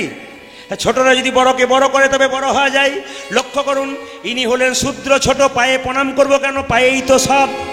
কারো সঙ্গে কারো মান অভিমান হলে হাতে ধরলে মান নাও ভাঙতে পারে, কিন্তু পায়ে ধরলে মান সম্মান সব নিতাই গৌর হরিবল হয়ে যায়, এক হয়ে যায়। পায়ে ধরলে 7 খুন মাফ হয়ে যায়। পায়ে প্রণাম করব কেন? শাস্ত্র কি বলল? বাচ্চা যখন মায়ের পেটে থাকে মাথাটা নিচের দিকে থাকে, পাটা উপর দিকে থাকে। 7 মাস বয়সে ভগবান শ্রীকৃষ্ণ গর্ভের মধ্যে আমাদের দেখা দেয়। ওই জন্য 7 মাস বয়সে মেয়েদেরকে স্বাদ খাওয়াতে যাওয়া হয়। আমাদের ভুল ধারণা, মেয়ের মুখে স্বাদ পরিবর্তন করলো, বাচ্চাটা একটু মোটা হবে, চেহারা ভালো হবে, স্বাদ খাওয়াতে যাব। ওটা তত্ত্ব নয়। স্বাদ কি? ভগবান শ্রীকৃষ্ণ 7 মাস বয়সে গর্ভের মধ্যে আমাদেরকে দেখা দেয়। ওই জন্য 7 মাস বয়সে সাধুগুরু বৈষ্ণবের উচ্ছিষ্ট প্রসাদ খেতে হয়। যদি কোনো মা 7 মাস বয়সে সাধুগুরু বৈষ্ণবের উচ্ছিষ্ট প্রসাদ খেতে পারে তবে তার কৃষ্ণ ভক্ত সন্তান হয়। কিন্তু আপনাদের এখানে নয়, আমাদের ওইদিকে বাচ্চা যখন পেটে থাকে 7 মাস বয়সে, তখন সেই মা কি করে? ফুচকার দোকানে ফুচকা খায়, আর তার যত ফচকে ছেলের জন্ম হয়। আপনাদের এখানে নয়, আপনাদের সামনেই ফুচকার দোকান হয়েছে। উনি রাগ করবেন যে আমার খেতে বলছেন? না না, আপনার সবাই খাবে, অন্য লোকের কথা বলছি। ফুচকা খাই মায়েরা। লক্ষ্য করুন, পেটের মধ্যে বাচ্চা থাকে 7 মাস বয়সে কি করতে হয়? গোবিন্দ আমাদের দেখা দেয়। এইবার বলুন, মাথা যদি নিচের দিকে থাকে, পা উপর দিকে থাকে, গোবিন্দ কোথায় বসবে? মাথাতে না পায়ে? ধরে বলুন। পায়েই না, মাথাতে কেন বসবে? মাথা তো নিচের দিকে, পা তো উপর দিকে, কোথায় বসবে? পায়ে বসবে। পায়ে বসে তার প্রমাণটা কি? ভগবানের বসার জায়গা হচ্ছে পদ্মাসন। পদ্মের গায়ের রং কেমন? জোরে বলুন। লাল গোলাপি। প্রমাণটা কি করে বুঝলেন যে ভগবান পায়ে বসেছিল? তার প্রমাণ হচ্ছে কি, বাচ্চা ছেলে কালো হোক আর পরিষ্কার হোক, বাচ্চার পায়ের রং হয় লাল। ভগবান পায়েই বসে থাকে বলে প্রণামটা নিতাই গৌর হরিবল বলে পায়ে হয়ে যায়। যজাতি বলল, গুরুদেব আমার বাবার মৃত্যু, আসতে এইদিকে তাকান, গুরুদেব আদেশ দিচ্ছে কি, আমার বাবার মৃত্যুর পর আত্মা শান্তি পাবেন, আপনি বিধান দিন কি করলে নরমের যোগ্য হবে। বিধান দিচ্ছে দেখুন। ওরে পারবি? বলে হ্যাঁ, খুব কঠিন কাজ। 80 লক্ষ মুনি চাই করতে সম্ভাষণ। 80 লক্ষ মুনি চাই করতে সম্ভাষণ। এই তুই যজ্ঞ করবি, তোকে কত মুনি নিমন্ত্রণ করতে হবে জানো? কত? 80 লক্ষ মুনি চাই করতে সম্ভাষণ। আরে 80 লক্ষ মুনি চাই করতে সম্ভাষণ। পট্টবস্ত্র দিয়ে তাহারে করিবে বরণ। পট্টবস্ত্র দিয়ে সবারে করিবে বরণ। ও যে পট্টবস্ত্র দিয়ে সবারে করিবে বরণ। ও যে পত্রপত্র দিয়ে সবারই করিবে বরণ। এই যে কত মুনি চাই? 80 লক্ষ। আর তাদেরকে কি দিতে হবে? পাটের বস্ত্র দিতে হবে। আর কি? স্বর্ণ থালা স্বর্ণ ঝাড়ি চাই, মানিক অঙ্গুরি। স্বর্ণ থালা স্বর্ণ ঝাড়ি চাই, মানিক অঙ্গুরি। স্বর্ণ থালা স্বর্ণ ঝাড়ি চাই, মানিক অঙ্গুরি। ও যে স্বর্ণতলা স্বর্ণঝাড়ি চাই, মানিক অঙ্গুরি। 42 যোজন যজ্ঞশালা দিবে নির্মাণ করি। 42 যোজন যজ্ঞশালা দেবে নির্মাণ করি। ওই যে 42 যোজন যজ্ঞশালা দিবে নির্মাণ করি। ও যে 42 জন যজ্ঞশালা দেবেন নির্মাণ করি। তোমরা দানে দেবে গো, দানে দেবে গো, দানে দেবে ও গো। যে দান দেবে গো। লক্ষ লক্ষ স্বর্ণ মুদ্রা, দানে দেবে গো, লক্ষ লক্ষ স্বর্ণ ও মুদ্রা, যে দান দেবে গো। লক্ষ লক্ষ স্বর্ণ মুদ্রা। দানে দেবে গো। 42 যোজন যজ্ঞশালা দিবে নির্মাণ করি। ও যে 42 জন যজ্ঞশালা দেবেন নির্মাণ করি। তাহলে কি কি চাই? 42 যোজন যজ্ঞশালা করতে হবে। কত বড় যজ্ঞ বুঝতে পারছেন? আর সোনার থালা চাই, সোনার ঝাঁটা চাই। আর কি বললো? আমার দিকে তাকাবেন। আর কি বললো? তত্ত্ব কি বললো? পঞ্চশস্য পঞ্চরত্ন আনবে রাশি রাশি। পঞ্চশস্য পঞ্চরত্ন আনবে রাশি রাশি। পঞ্চশস্য পঞ্চরত্ন আনবে রাশি রাশি। পঞ্চশস্য পঞ্চরত্ন আনবে রাশি রাশি। অত্যাবধি ঘৃত চাই হাজারো কলসি। অত্যাবধি ঘৃত চাই, অত্যাবধি ঘৃত চাই হাজারো কলসি। ও যে পদ্মাবতী গীত চাই হাজারো কলসি। অষ্টম গর্ভের অষ্টম বর্ষের দ্বিজেরও সন্তান, অষ্টম গর্ভের অষ্টম বর্ষের অষ্টম গর্ভের অষ্টম বর্ষের দ্বিজেরও সন্তান, অষ্টম গর্ভের অষ্টম বর্ষে হইবে সে কৃষ্ণ বরণ নাম সংকীর্তন, হইবে সে কৃষ্ণ বরণ কৃষ্ণ বরণ নাম সংকীর্তন। কি কি কত কঠিন ব্যাপার আপনারা শুনতে পাচ্ছেন, গানের মধ্যে শুনতে হবে। পঞ্চশস্য চাই, পঞ্চরত্ন চাই, প্রত্যেক দিন 1000 করে কলসি করে ঘি চাই, আর কি চাই? অষ্টম গর্ভের অষ্টম বর্ষের দ্বিজের সন্তান। যে ছেলেটাকে তুমি নরমের যজ্ঞে দেবে তাকে ব্রাহ্মণের ছেলে হতে হবে এক, মাথায় রাখবেন কথাগুলো, ব্রাহ্মণের ছেলে হতে হবে এক, অষ্টম গর্ভের হতে হবে। অষ্টম গর্ভে কে ছিল? কৃষ্ণ। বলছে গায়ের রংটা কৃষ্ণের মতো হতে হবে। অষ্টম গর্ভের অষ্টম বর্ষের দ্বিজের সন্তান, 8 বছর ছেলেটা বয়স হতে হবে, ব্রাহ্মণ সন্তান হতে হবে, আর মুখে যেন নাম কীর্তন করে ভক্ত সন্তান। যখন তাকে নরমের যজ্ঞে আহুতি দেওয়া হবে তখন ভয়ে যদি সে কান্না করে তবে তোমার নরমের যজ্ঞ পূরণ হবে না। কত কঠিন ব্যাপার। ছেলেরা তো এমনি দেখলে তো আগুন দেখলে ভয় পায়, পায় না? আবার বলছে সেই ছেলেটা যদি নিজের ইচ্ছায় আগুনে ঝাঁপ দেয় তবে তোমার নরমের যজ্ঞ পূর্ণ হয়ে যাবে। মনে মনে ভাবলো গুরুদেব তাহলে পারবো কি করে, এটা তো সম্ভবই নয়। গুরুদেব বলছে কৌশল আছে বাবা, এমন কোনো গরিব মানুষ আছে, অনেক ছেলে থাকতে পারে, তুমি লোক দেখাও। কি করব? বলছে তোমার বাড়িতে যে সুমন্ত সারথি আছে রথের, তাকে কি করে রথ পরিপূর্ণ করে তুমি কি করবে? ও মায়েরা, রথ পরিপূর্ণ করে রাস্তায় পাঠিয়ে দাও সুমন্ত সারথিকে। এমন গরিব লোক আছে যার 8টা ছেলে থাকতে পারে, লোভের বশবর্তী হয়ে ওই সম্পদের বিনিময়ে তার ছেলেকে বিক্রি করে দিতে পারে। মায়েরা কি করলো দেখুন, অগমণি মুক্তা হীরা সোনার পসরা পূরণ করিয়া রথে, মণি মুক্তা হীরা সোনার পসরা পূরণ করিয়া রথে। মায়েরা, সুমন্ত সারথী যজাতি বলল বাবার আত্মার শান্তির জন্যে নরমের যজ্ঞ করব। একটা 8 বছরের ছেলে চাই, সেই ছেলেটা ব্রাহ্মণের হতে হবে, কৃষ্ণের গায়ের রঙের মতো রং হতে হবে, এবং তার হাসি মুখে কীর্তন শোনা যাবে সব সময়, সেই ছেলে চাই। যাও তুমি রথ পরিপূর্ণ করে মণিমুক্তা নিয়ে চলে যাও। ওগো মণিমুক্তা হীরা সোনার পসরা পূরণ করিয়া রথে, মণিমুক্তা হীরা সোনার পসরা পূর্ণ করিয়া রথে। এক শিশুর লাগিয়া বেড়াইবে ঘুরিয়া, শিশুর লাগিয়া বেড়াইবে ঘুরিয়া, শিশুর লাগিয়া বেড়াইবে ঘুরিয়া,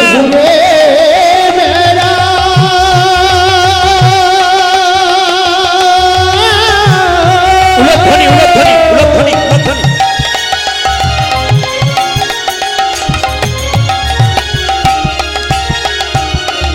ওই কিশোর লাগিয়ে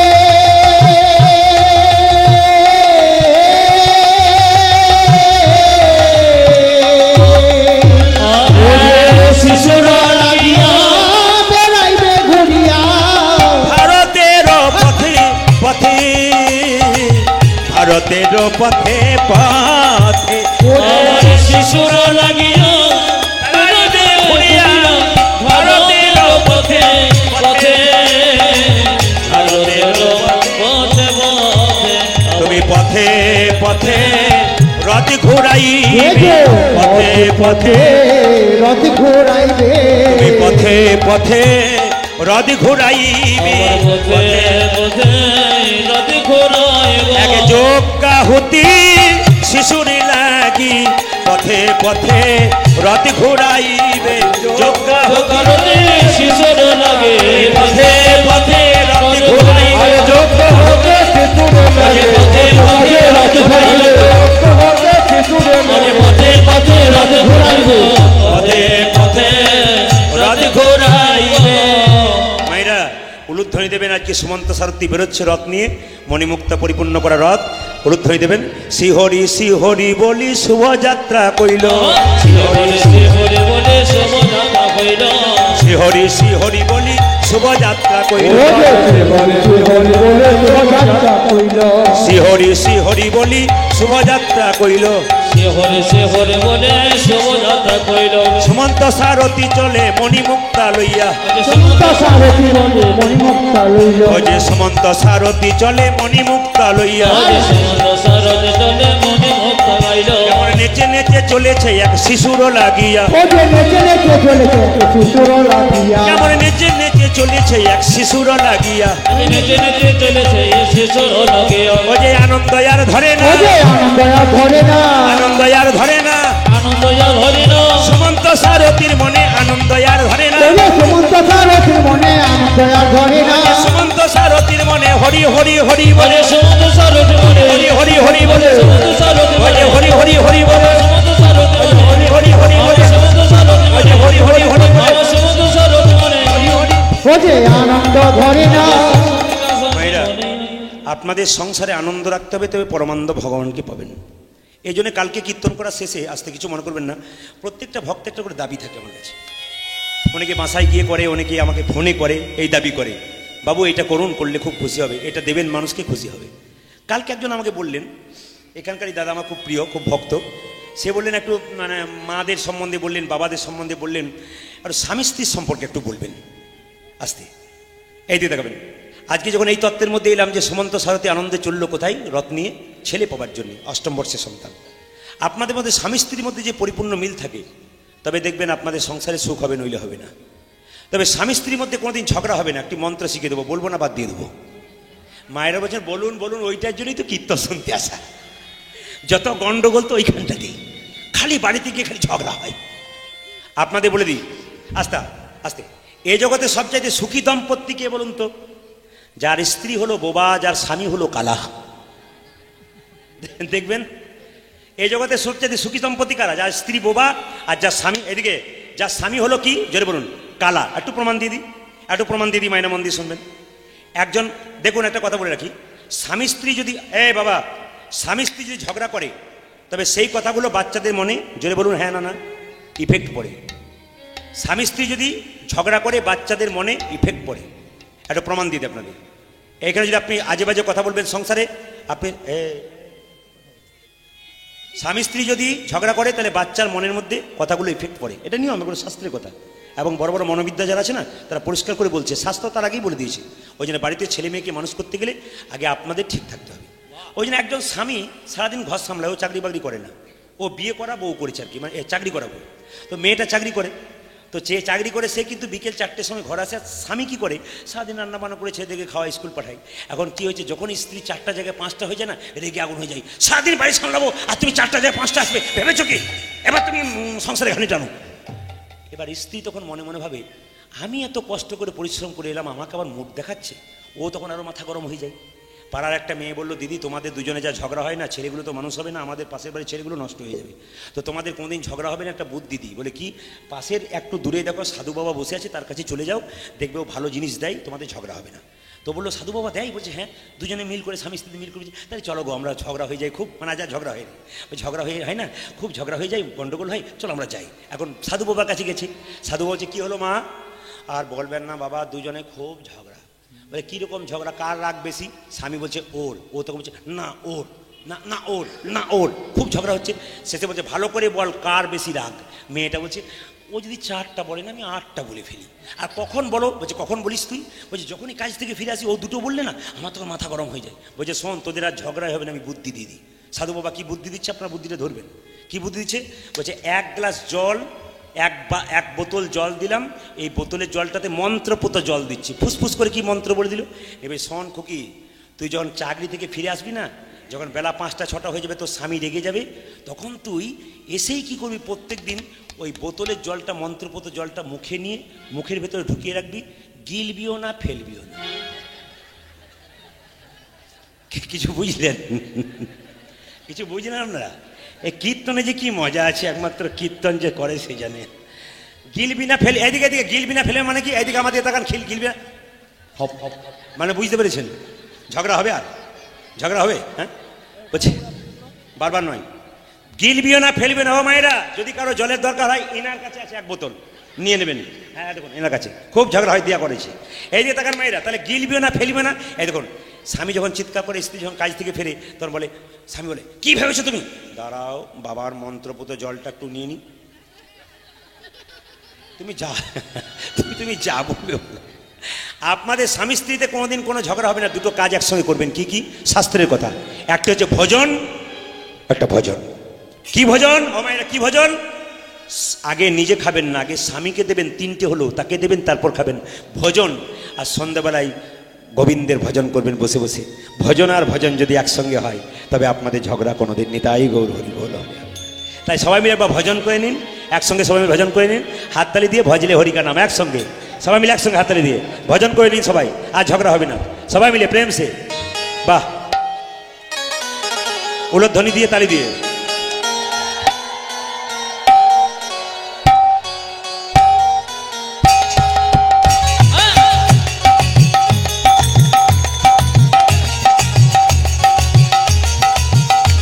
উলধ্বনি।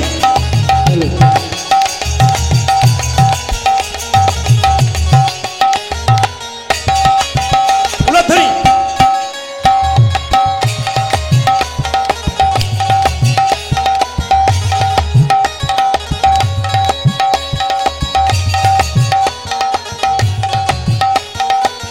বাহ বাহ।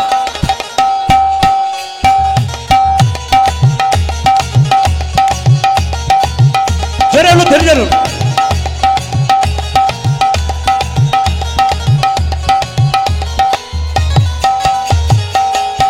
बस बस हाथ दे। भजले हरि का नाम रे बंदे आखिर में पछताएगा। भजले हरि का नाम रे बंदे आखिर में पछताएगा। भजले हरि का नाम रे बंदे आखिर में पछताएगा। भजले हरि का नाम रे बंदे आखिर में पछताएगा। क्या लेकर तू आई है जग में, क्या लेकर तू जाएगा। अमर क्या लेकर तो आजे जग में, क्या लेकर तो जाएगा। আপনারা আপনারা মানেগুলো বুঝতে পারছেন? আমি ইশারাতে বলছি। क्या लेकर तू आई है जग में, क्या लेकर तू जाएगा। और क्या लेकर तू आए हैं जग में, क्या लेकर तू जाएगा।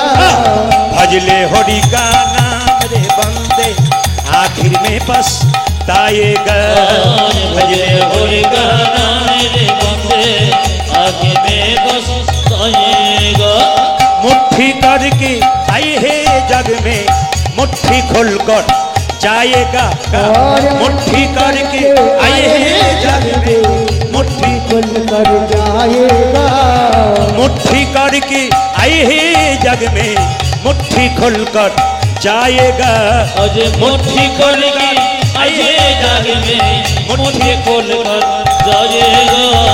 भजले हरि का नाम रे बंदे आगे में पछताएगा। भजले हरि का नाम रे बंदे आखिर में पछताएगा। भजले हरि का नाम रे बंदे आखिर में पछताएगा। भजले हरि का नाम रे बंदे आखिर में पछताएगा।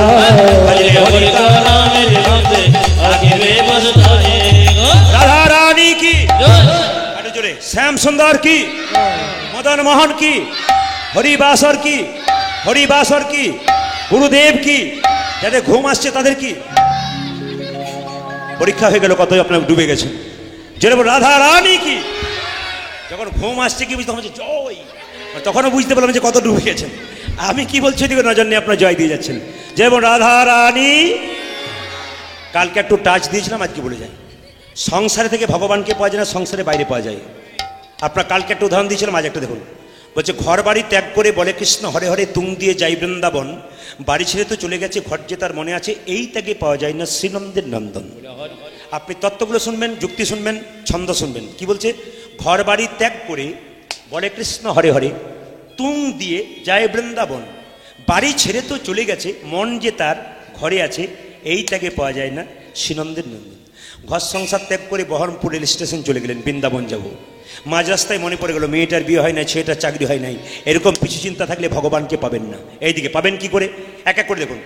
জনক আসতে, জনক ঋষি রাজা যিনি পুণ্যত্যাগী ছিলেন, তিনি কোনোদিন সংসার ত্যাগ করেন নাই। সোনার পুরীতে বসে থাকতো, মনকে সে যে গোলকে রাখতো, এরকম যদি ত্যাগী হওয়া যায় ভগবান শ্রীকৃষ্ণের চরণ পাওয়া যায়। জনক রাজা সোনার পুরীতে বসে থাকতো, যে বাড়িতে বসে থাকতো না সোনা দিয়ে বাঁধা, আপনার 2 ভরি সোনা হলে কত অহংকার হয়, কিন্তু জনক রাজা সোনার পুরীতে বসে থাকতো, মন রাখতো কোথায়? গোবিন্দের চরণে। আপনার গাড়ি বাড়ি টাকা পয়সা ধন সব থাকবে, মন থাকবে কোথায়? পরম ধন গোবিন্দের চরণতলে। আর কিভাবে ভগবানকে ভজন করবেন? পাকাল মাছ পাকে থাকে, তুলে দেখো পাকাল মাছকে, বড় হয়েছে সে পাক খেয়ে, কিন্তু পাকাল মাছের গায়ে কোনো পাকের দাগ লাগে নাই। পুকুর থেকে 5 কেজি 10 কেজি পাকাল মাছ পাক থেকে তুলুন, দেখবেন ও তো পাক খেয়ে বড় হলো, কিন্তু শরীরে কোনো পাকের দাগ থাকে না।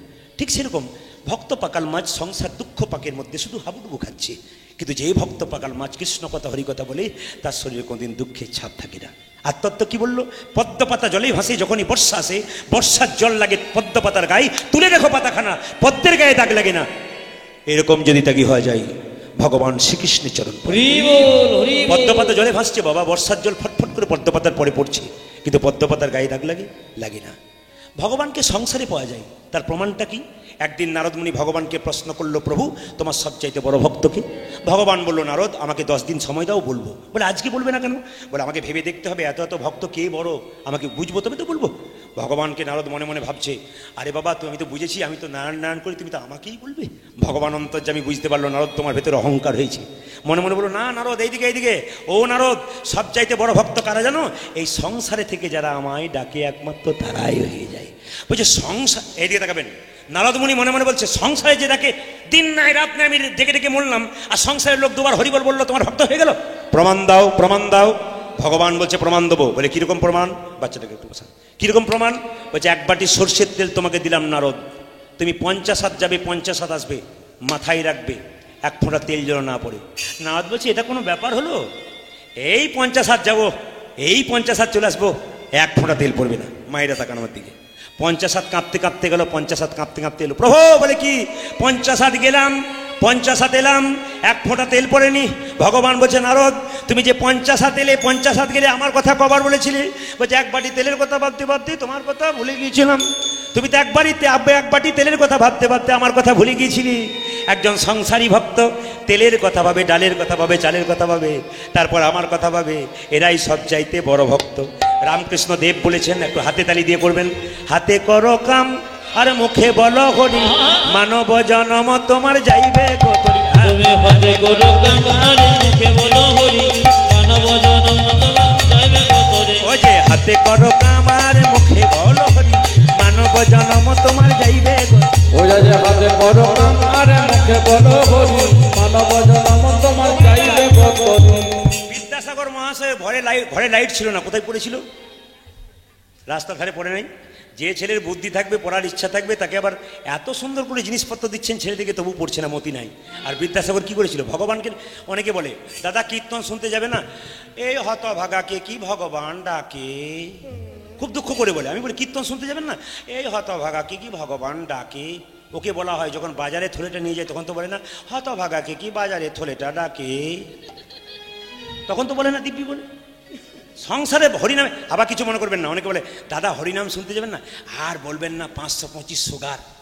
যদি কারো সুগার হয়েছে এখানে, তাহলে 3টে ব্যায়াম শিখিয়ে দেবো, একটি ব্যায়াম দেখবেন সুগার জীবনে হবে না। বলবো না, বাদ দিয়ে দেবো, আর শিখিয়ে দিই। যাদের সুগার আছে, যাদের বংশে আছে, এই দিয়ে দেখান, সুগার রোগীদের একটি ব্যায়াম, কিচ্ছু না, 2টো ব্যায়াম, শুধু এই ব্যায়াম 2টো শিখিয়ে দেবেন, প্রদীপ পালের কথাটা শোনাবেন, দেখবেন খুব মজা পাবেন, এবং এই ব্যায়ামটাতে সুগার তার হবে না। কী ব্যায়াম? প্রথম ব্যায়ামটা কেমন? এই দেখুন। আর দ্বিতীয় ব্যায়ামটা কেমন? মানেটা কি বলুন তো? বৌমা বলছে, বাবা আপনার 525 সুগার, 4খানা মিষ্টি দি, বাবা চিনিয়াওয়ালা চা দি, বাবা রুটি দি। এই 2টো ব্যায়াম যদি কেউ করতে পারে, ভালো খাবার এলে খালি এমনি এমনি করুন, তো আপনি ঠিক থাকবেন। আর যদি এমনি এমনি করেন না, তাহলে দেখবেন কি হয় আপনার। ওই জন্য মায়েরা এই দেখুন, যখন হরে কৃষ্ণ নাম করবেন কিভাবে করবেন? ঝাঁটা নেবেন, হরে কৃষ্ণ কৃষ্ণ কৃষ্ণ হরে হরে, হরে রাম রাম রাম। জপ হরে কৃষ্ণ কৃষ্ণ কৃষ্ণ হরে হরে, হরে রাম রাম রাম। এই যে হাতে করো কাম আর মুখে বলো হরি হরি, মানব জনম তোমার যাইবে। আরে হাতে করো কাম মুখে বলো হরি, মানব জনম তোমার যাইবে করি। হরিনাম করার সময় আছে, ঝাঁট দেবেন, তখনও বলবেন কি? হরে কৃষ্ণ কৃষ্ণ কৃষ্ণ হরে হরে, হরে রাম উলধ্বনি, হরে রাম রাম রাম হরে হরে কৃষ্ণ কৃষ্ণ কৃষ্ণ হরে হরে হরে রাম রাম রাম হরে হরে ওই যে হাতে করো কামার মুখে বলো হরি মানব জনম তোমার যাইবে গতরি ও যে হাতে করো কামার মুখে বলো হরি মানব জনম তোমার যাইবে গতরি। আপনাদের এখানে নয়, যেখানে কীর্তন করতে যাই আমি খালি একটু আনন্দ হই কেন জানেন, যে আমার কত ভক্ত আছে, আমি যখনই জিজ্ঞেস করি না এরপরে কি বলবো, আমাদের সব মুখস্থ দাদা আপনি কি বলবেন, খালি দেখতে এলাম। আচ্ছা বলুন তো, দেখবেন প্রমাণ দেখবেন? আচ্ছা মায়েরা ঝাঁটা কি বার কিনতে হয় বলো, ওই পাঠটা শুনি নাই। এই দেখুন, দেখলেন তো, বলে জোরে বলুন, একটু জোরে বলুন। এই দেখুন এখানে যে পার্টি আছে, মায়ের আছে, এরা কিন্তু জানে, বাকি সব জানে না। ঝাঁটা কিনবেন অনুকূল ঠাকুরজির কথা, আমার কথা নাই। অনুকূল ঠাকুরজি বললেন ঝাঁটা কিনবে শনিবার। কটা কিনবেন? 3টে কিনবেন। ঝাঁটা 3, যদি পয়সা থাকে 3টে কিনবেন। ঝাঁটা 3 জায়গায় রাখবেন না, কোথায় কোথায়? একটি শোবার ঘরে, একটি ঠাকুর ঘরে, একটি রান্নাঘরে। শোবার ঘরে রাখবেন না কেন? শোবার ঘরে রাখলে গন্ডগোল বাঁধবে স্বামী স্ত্রীতে। আর রান্নাঘরে রাখবেন না কেন? অন্নপূর্ণার মন্দির, ভগবানের মন্দির। ঝাঁটা অনেকে দেখবেন, কিছু মনে করবেন না, রান্নাঘরে অনেকে চটি পরে রান্না করে। জিজ্ঞেস করি, দিদি আপনি চটি পরে? এটা রান্না করার চটি। বাবা, এটা আবার রান্না করার চটি? বলছে এটা রান্না করার চটি। বলছে এই ঘরে ইউজ হয়, আর কোথাও হয় না। তাহলে লক্ষ্য করুন, মা অন্নপূর্ণা রান্না হচ্ছে, সেই জায়গাতে ও চটি পড়ছে, বলছে এটা রান্নাঘরের চটি। মায়েরা লক্ষ্য করবেন, ঝাঁটা কোথায় কোথায় রাখবেন না? ঠাকুর ঘরে রাখবেন না। ঝাঁটা কোথায় রাখবেন না? শোবার ঘরে রাখবেন না। ঝাঁটা কোথায় রাখবেন না? রান্নাঘরে রাখবেন না। ঝাঁটা কিন্তু সবসময় কি করবেন, কিছু একটা ঢাকা, ঝাঁটা দাঁড় করিয়ে রাখতে নাই, ঝাঁটা শুয়ে রাখতে হয় কোনো একটা কাপড় দিয়ে। অনুকূল ঠাকুরের কথা, এগুলো ঢাকা দিয়ে দেখবেন, এগুলো করলে না জীবনে অনেক লাভ আছে। এবার মায়েরা শঙ্খ তো কেনেন আপনারা, শঙ্খ কিনবেন 2টো, একটা জলশঙ্খ, একটা বাদ্যশঙ্খ। যে শঙ্খটা বাজানো হয় মুখে, সেই শঙ্খটা মন্দিরে ঢোকাবেন না কোনোদিন। আমরা প্রায় জায়গায় দেখেছি ভুল তত্ত্বটা ইয়ে করছে, কি বলুন তো, মন্দিরে দেখবেন শঙ্খ বাজছে, মন্দিরের ভেতরে রেখে দিচ্ছে, অন্যায় করছেন আপনারা। অনুকূল ঠাকুরজি বললেন না না, আপনি যে শঙ্খটা বাজাবেন, এঁটো শঙ্খ মন্দিরে ঢোকাতে নেই। কী করতে হয়? একটা লাল কাপড়ের উপরে মন্দিরে রাখতে হয়, আর বাড়িতে হলুদ কাপড়ের উপরে ওই শঙ্খটা রাখতে। কোনটা? যেটা হচ্ছে জলশঙ্খ।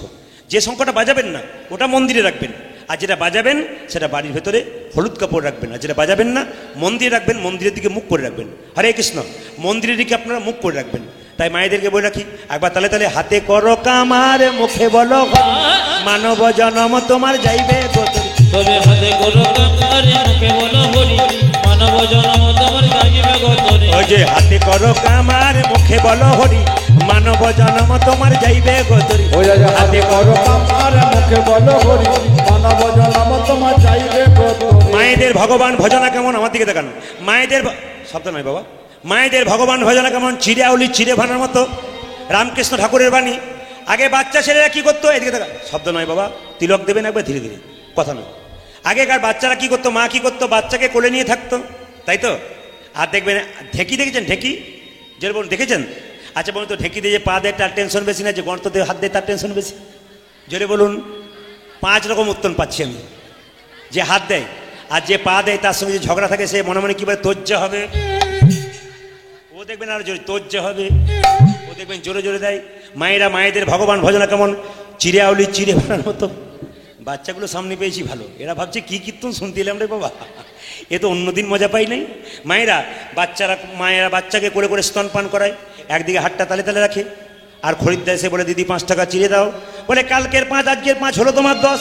একদিকে খরিদ্দারের সঙ্গে কথা বলে, একদিকে বাচ্চাকে স্তনপান করায়, একদিকে হাতটা তালে তালে রাখে। রামকৃষ্ণ দেব বলল, ছেলেকে দেখবে, মেয়েকে দেখবে, স্বামীকে দেখবে, মন রাখবে গোবিন্দ চরণে। যিনি মনকে গোবিন্দ চরণে রেখেছেন তারই কিন্তু লাভ হয়ে গেছে। সবাই মিলে মালা জপে সালায়ার করে জপে ভাই, মনে মনে জপে তারে বলিহারি যাই। ওরে মালা জপে সালায়া করে জপে ভাই, মনে মনে জপে তারি বলে হরি জয়। ও যে মালা জপে সালায়ার করে জপে ভাই, মনে মনে জপে তারি বলিহারি যাই। আরে মালা জপে সালা করে জপে ভাই, মনে মনে জপে তারে বলিহারি যাই। মায়েরা মালা জপে সালা, তালবসাকার লেখা সালা মানে কি? বইয়ের ভাই বড় কুটুম। দন্তসাকার লেখা সালা কি? যে দেহটা কৃষ্ণ ভজনা করে তাকে দন্তসাকার লেখা সালা বলে। মধ্যনাসাকার লেখা সালা কি? যারা মালা জপে তাদেরকে মধ্যনাসাকার লেখা সালা। এই আঙুলটা বের হয়ে থাকে কেন? 4 জন ঢুকে থাকে থলেতে, 1 জন বের হয়ে থাকে কেন? এর তত্ত্ব আপন আপন গুরুর কাছে জানবেন। যদি কেউ নিজে কেউ গোপনভাবে জানতে চান, বাসায় যাবেন, আমি জানিয়ে দেবো এই আঙুলটা কেন ঝুলি থেকে বেরিয়ে থাকে, এটা আমার কাছে গোপনভাবে জানতে হবে। যেই জানবেন, একা একা গিয়ে জানবেন। এটা একটা গূঢ় তত্ত্ব আছে, এটা গুরুর কাছ থেকে জানা যায়। সেই গুরুর কাছ থেকে জানবেন। যদি কারো গুরু নেই তবে জেনে নেবেন আমার কাছ থেকে, আমি জানিয়ে দেবো এই আঙুলটা কেন এখানে বের করানো হয়। তবে বলে রাখি আপনাদের মায়েরা, এই আঙুলটা বাস্তব কথা কি, বাইরের কথাটা কি, ভেতরের কথাটা বলছি না। মারামারি করবার সময় হাতে কাছে কিছু না থাকলে কি বলি, দেখে নেবো। এই যখন বলে দেখে নেবো, এরা চারজন বলে তুই যা ভাই, আমরা যাবো না। এই জগতে যারা মারামারি ঝগড়া করে তারা কোনোদিন গোবিন্দ চরণ পায় না। এই জগতে যারা গোবিন্দ চরণ পায় তারা কোনোদিনে মারামারি ঝগড়া করে না। ওই জন্য মালা জপে শালা, করে জপে ভাই, মনে মনে জপে তারে বলি হারিয়ে যায়। সবাই লক্ষ্য করুন, যে জায়গাতে ছিলাম, বাড়িতে সকালবেলায় ঘুম থেকে উঠে কি দেবেন? গোবর জল ছড়া দেবেন তো? দেন তো নাকি? জোরে বলুন হ্যাঁ না না। গোবর জল ছড়া দেন। এই তোরা দিস না, চুপ করে দেন। গোবর জল দেন আপনারা, জোরে বলুন গোবর জল। বাচ্চাগুলো ভালো আছে আজকে, আজকে মেয়েরা বসেছে তো ওই জন্য ভালো। কালকে ছেলেরা বসছিল, খোঁজাখুঁজি করছিল, আজ এরা বলছে হ্যাঁ। এইদিকে মায়েরা গোবর জল ছড়া দেন, ঠিক তো? আচ্ছা আস্তে আস্তে। আচ্ছা গোবরটা আপনারা কেন দেন মায়েরা? জোরে বলুন গোবরটা কেন দেন? গোবরটা কি? বলছে একটা গাভীর শরীরে 33 কোটি দেবদেবী আছে, একজন জায়গা পায়নি, কে? মা লক্ষ্মী। মা লক্ষ্মী কেঁদে কেঁদে গাভীকে বলেছিল, মা তোমার শরীরে সবাই জায়গা পেলো, আমি পেলাম না, আমাকে একটা জায়গা করে দাও। গাভী তখন বলেছিল আর তো জায়গা ফাঁকা নেই, আমার গোবরটার মধ্যে আছে। স্বয়ং মা লক্ষ্মী গোবরের মধ্যে গেছে। ওই যে সকালবেলায় গোবরের জল ছড়া দিলে তার বাড়িতে কি হয়? মা লক্ষ্মীর আসা যাওয়া হয়।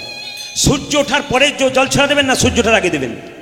সূর্য ওঠার আগে দিলে কি হয়, পরে দিলে কি হয়? যে আগে দেয় তার বাড়িতে 33 কোটি দেবদেবীর আসা যাওয়া হয়। আর যে পরে দেয়, যমরাজা খাতা কলম নিয়ে দাঁড়িয়ে থেকে কজন মেম্বার আছে, কাকে ক নম্বরে নিয়ে যাবে, সিরিয়াল করতে থাকে। এবার আপনার বিচার করুন কি করবেন, যমরাজকে নেবেন না 33 কোটি দেবদেবীকে নেবেন? তবে একটা কথা বলে যায় মায়েরা, খুব যুক্তিকর কথা।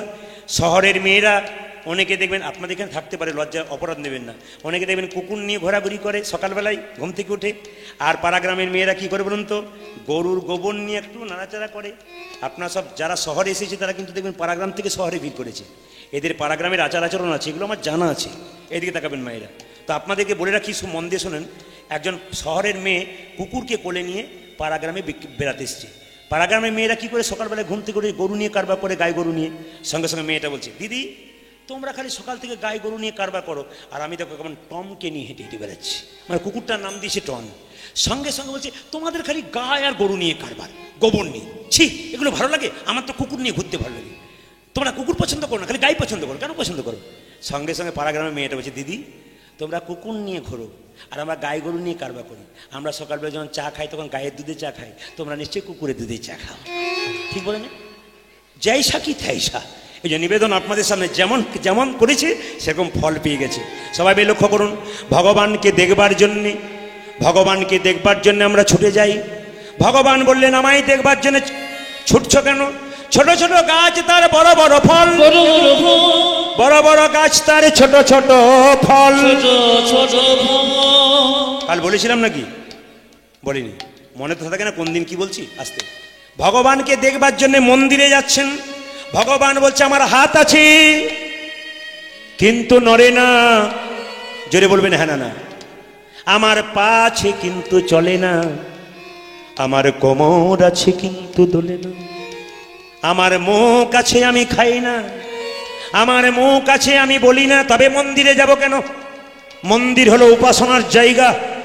এখানে যে যত উপাসনা করবে তার তত বাসনা দূর হয়ে যাবে। ভগবান বলল আমার দিকে তাকিয়ে দেখো না, সৃষ্টির দিকে তাকিয়ে দেখো। ছোট ছোট গাছ তার বড় বড় ফল, আর বড় বড় গাছ তার ছোট ছোট ফল। বাবা এইদিকে শব্দ করিস না, ব্যবহার করিস। ছোট ছোট গাছ তার বড় বড় ফল, আর বড় বড় গাছ তার ছোট। আপনারা বলবেন একটা কুমড়ো চেনেন তো? কুমড়ো ওজন কত? জোরে বলবেন। 5 কেজি, 10 কেজি, 15 কেজি। আচ্ছা বলুন তো, ভগবান বলছে সৃষ্টির দিকে তাকিয়ে দেখো। একটা বট গাছের ফলের ওজন কত? 5 গ্রাম, 7 গ্রাম, 10 গ্রাম। অবাক নয়? এত বড় বট গাছ, যুক্তি আছে। এত বড় বট গাছ, তার ফলটার ওজন 5 গ্রাম, 10 গ্রাম। আর কুমড়ো ফলটা ওজন কত? 5 কেজি, 10 কেজি। কেন বটের ফলটা ছোট করলো, কুমড়ো ফলটা বড় করলো? ভগবান বলছে গ্রীষ্মকালের দিনে, গরমকালের দিনে আমার ভক্তরা গুণগান গাইতে গাইতে বট গাছের নিচে বসবে। যদি বটের ফলটা এত বড় দিই, চাপা পড়ার ভয়ে কেউ বসবে না, আমার নামও করবে না। ওই জন্য বটের ফলটা ছোট করে দিলাম। যুক্তিগুলো দেখবেন, সবের যুক্তি আছে। এদিকে এই জন্য একটা রাখাল বালক গরু চড়াতে গিয়ে একদিন বট গাছের উপরে বসে আছে, আর মনে মনে ভাবছে ভগবানের কোনো বিচার নাই। এত বড় গাছ আর এইটুকু ফল। বলতে বলতে একটা ফল নাকে পড়েছে, মনে মনে ভাবছে ভাগ্যে ফলটা এত বড় হয়নি, না নাক মুখ চোখ ভেঙে যেত।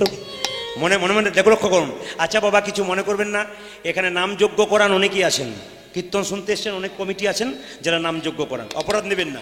আমাদের বীরভূম, বাঁকুড়া, পুরুলিয়া গেলে আপনারা দেখবেন, আপনাদের হয় কিনা জানি না, আপনাদেরও হয়, কারণ আমি তো প্রত্যেক জায়গায় যাই, প্রত্যেক জেলাতে সময় দিতে পারি না, তো সব জেলাতে যাই। দেখবেন, কিছু মনে করবেন না, দুপুরবেলায় খাওয়ানোর সময় দেখবেন সব জিনিস থাক আর না থাক, একটি জিনিস কমন থাকে।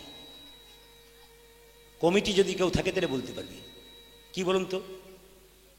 সব সবজি থাকে, কিন্তু কোন কোন কোন সবজিটা কমন থাকে? কুমড়ো।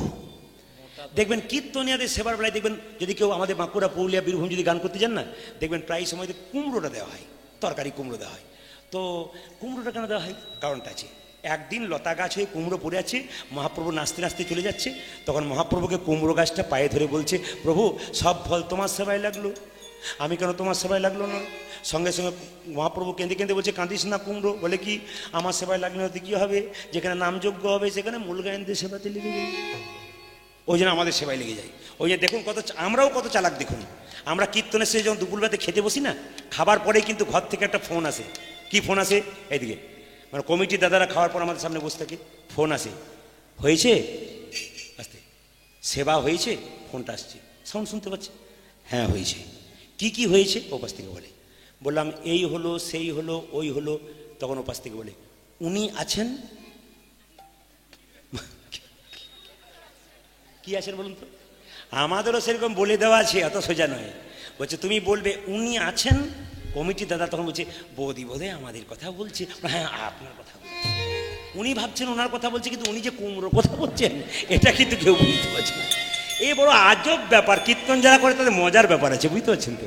তো মায়েরা সবাই লক্ষ্য করুন, এই দিয়ে তাকান, ছোট ছোট গাছ তার বড় বড় ফল, আর বড় বড় গাছ তার ছোট ছোট ফল। আবার দেখুন তত্ত্ব দেখুন, ছোট্ট জোনাকি পোকা দেখতে তারে কালো, বলো দেখি তার পেছনে কে দিয়েছে আলো। প্রজাপতি কত জাতি, কত জাতের ফুল, বলতে পারো এত সুন্দর সৃষ্টির কি বাবা। তাকিয়ে দেখুন ভগবান সৃষ্টি করেছে। একটা তত্ত্ব দেখুন, বলছে ডাক্তার বলছে কান খারাপ হয়ে গেলে ইয়ারফোন দিয়ে দিই, চোখ খারাপ হয়ে গেলে চশমা দিয়ে দিই, হার্টের ভাল্ব নষ্ট হয়ে গেলে ভাল্ব দিয়ে দিই, দাঁত ভেঙে গেলে দাঁত দিয়ে দিই। সেই ডাক্তারকে প্রশ্ন করবেন, বৈষ্ণব বলছে ডাক্তারকে, বলো তো ডাক্তার, বলো তো বিজ্ঞান, হার্টের ভাল্ব নষ্ট হলে হার্ট দিয়ে দাও, ভাল্ব দিয়ে দাও, কান খারাপ হয়ে গেলে ইয়ারফোন দিয়ে দাও, চোখ খারাপ হলে চশমা দাও, কোনো মানুষের চরিত্র খারাপ হলে কোনো ওষুধ ইঞ্জেকশন তোমার কাছে আছে নাকি? বিজ্ঞান বলল আমার কাছে নাই। বৈষ্ণবকে বললো তাহলে কি তোমার কাছে আছে? বৈষ্ণব বলছে হ্যাঁ আমার কাছেই আছে। বলে কোথায় আছে? নটি বিনোদিনী দেখো বেশ্যাবৃত্তি ছিল রামকৃষ্ণের পর শেষে, একদিন বৈষ্ণবী হইল। তাহলে আমাদের বৈষ্ণবের জগতে আছে, আস্তে আস্তে বৈষ্ণবের জগতে আছে। বিজ্ঞান বললো আমরা চাপা কল তৈরি করেছি। বৈষ্ণব বললো তার আগে আমরা আটির কূপ তৈরি করেছি। কোথায়?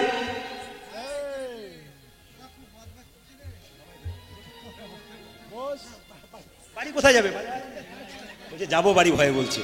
দেখুন কার বাচ্চা, একটু বসিয়ে দিন। মায়েরা এদিকে তাকান, কি বললো? বৈষ্ণব বলছে না না আমাদের কাছে আছে। নটি বিনোদিনী দেখো বেশ্যাবৃত্তি ছিল রামকৃষ্ণের পরশেষে, একদিন বৈষ্ণবী হইল। আমি একটু শর্টে বলে দিই, সময় যাচ্ছে বলে। আবার লক্ষ্য করুন, বিজ্ঞান বলছে আমরা চাপা কল তৈরি করেছি। বৈষ্ণব বলল তার আগে তৈরি করেছি আমরা আটির কূপ, আপনা আপনি জল পড়ে। ভীষ্ম যখন সরসজ্জায় ছিল, অর্জুনকে বলেছিল মা গঙ্গা জল পান করব, অর্জুন তীরবিদ্ধ করেছিল, আর তীরবিদ্ধ করার সঙ্গে সঙ্গে মা গঙ্গা জল ভীষ্মের মুখে পড়েছিল। পড়েনি বাবা, আগেই তৈরি হয়ে গেছে। আমরা বললাম উড়োজাহাজ তৈরি করেছি, তার আগে বৈষ্ণব বলল রাবণের পুষ্পরথ তৈরি করে দিয়েছি। সব কিছু যুক্তি আছে, কিন্তু এই জন্য বিজ্ঞান আগে না বৈষ্ণব আগে? বিজ্ঞান বলল বাচ্চা মায়ের দুগ্ধের মধ্যে চুমুক দেয়, আর চুমুক দিলে দুধ পাই। আমরা কি করব? সিরিঞ্জ দিয়ে টেনে দুধ বের করে নেব। আশ্চর্যের ব্যাপার, বাচ্চা যখন চুমুক দিল তখন দুধ পেল, কিন্তু সিরিঞ্জ দিয়ে টানলো তখন দুধের বদলে রক্ত পেল। এ কথা নয়, একেবারে ভুল। বিজ্ঞান তৈরি করতে পারে না অরিজিনাল চুল। বসে শুনুন যত ভক্ত, বিজ্ঞান তৈরি করতে পারে না অরিজিনাল রক্ত। যদি তৈরি করতে পারত তাহলে ব্লাড ডোনেশন কেন্দ্র তৈরি হতো কি? হতো না। আসুন, এত তত্ত্বের মধ্যে গেলে তো আর হবে না, তাই তো লীলা শেষ হবে না। লক্ষ্য করুন, যখনই এই কথাটি বলল তখন দেখতে পেল একজন ব্রাহ্মণ সুমন্ত সারথী রথে যখন মণিমুক্ত পূর্ণ করে নিয়ে চলে গেল, হঠাৎ গাছের নিচে বসে শঙ্খ বাজালো। দেখলো একজন ব্রাহ্মণ, কাগাল ব্রাহ্মণ রাস্তা দিয়ে আসছে। কি গাইতে গাইতে আসছে জানেন? এই নাম গাইতে গাইতে আসছে, কৃষ্ণ কেশব কৃষ্ণ কেশব কৃষ্ণ কেশব তাই নাম, রাম রাঘব রাম রাঘব রাম রাঘব রঘু। হরে কৃষ্ণ কৃষ্ণ কৃষ্ণ হরে হরে, হরে রাম রাম রাম হরে হরে। কৃষ্ণ কেশব কৃষ্ণ কেশব কৃষ্ণ কেশব তাই নাম, রাম রাঘব রাম রাঘব রাম রাঘব রঘু। হরে কৃষ্ণ কৃষ্ণ কৃষ্ণ হরে হরে, হরে রাম রাম রাম হরে হরে। কৃষ্ণ কেশব কৃষ্ণ কেশব কৃষ্ণ কেশব তাই নাম, রাম রাঘব রাম রাঘব রাম রাঘব রক্ষ মাম। হরে কৃষ্ণ কৃষ্ণ কৃষ্ণ কৃষ্ণ হরে হরে, হরে রাম রাম রাম হরে হরে। কৃষ্ণ কেশব কৃষ্ণ কেশব কৃষ্ণ কেশব তাই নাম, রাম রাঘব রাম রাঘব রাম রাঘব রক্ষ। কৃষ্ণ হে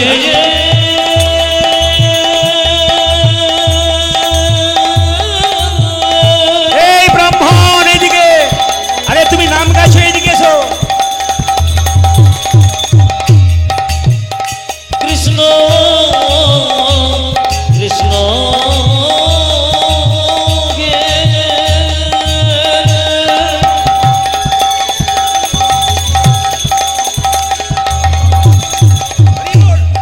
তুমি দেখো রাধে।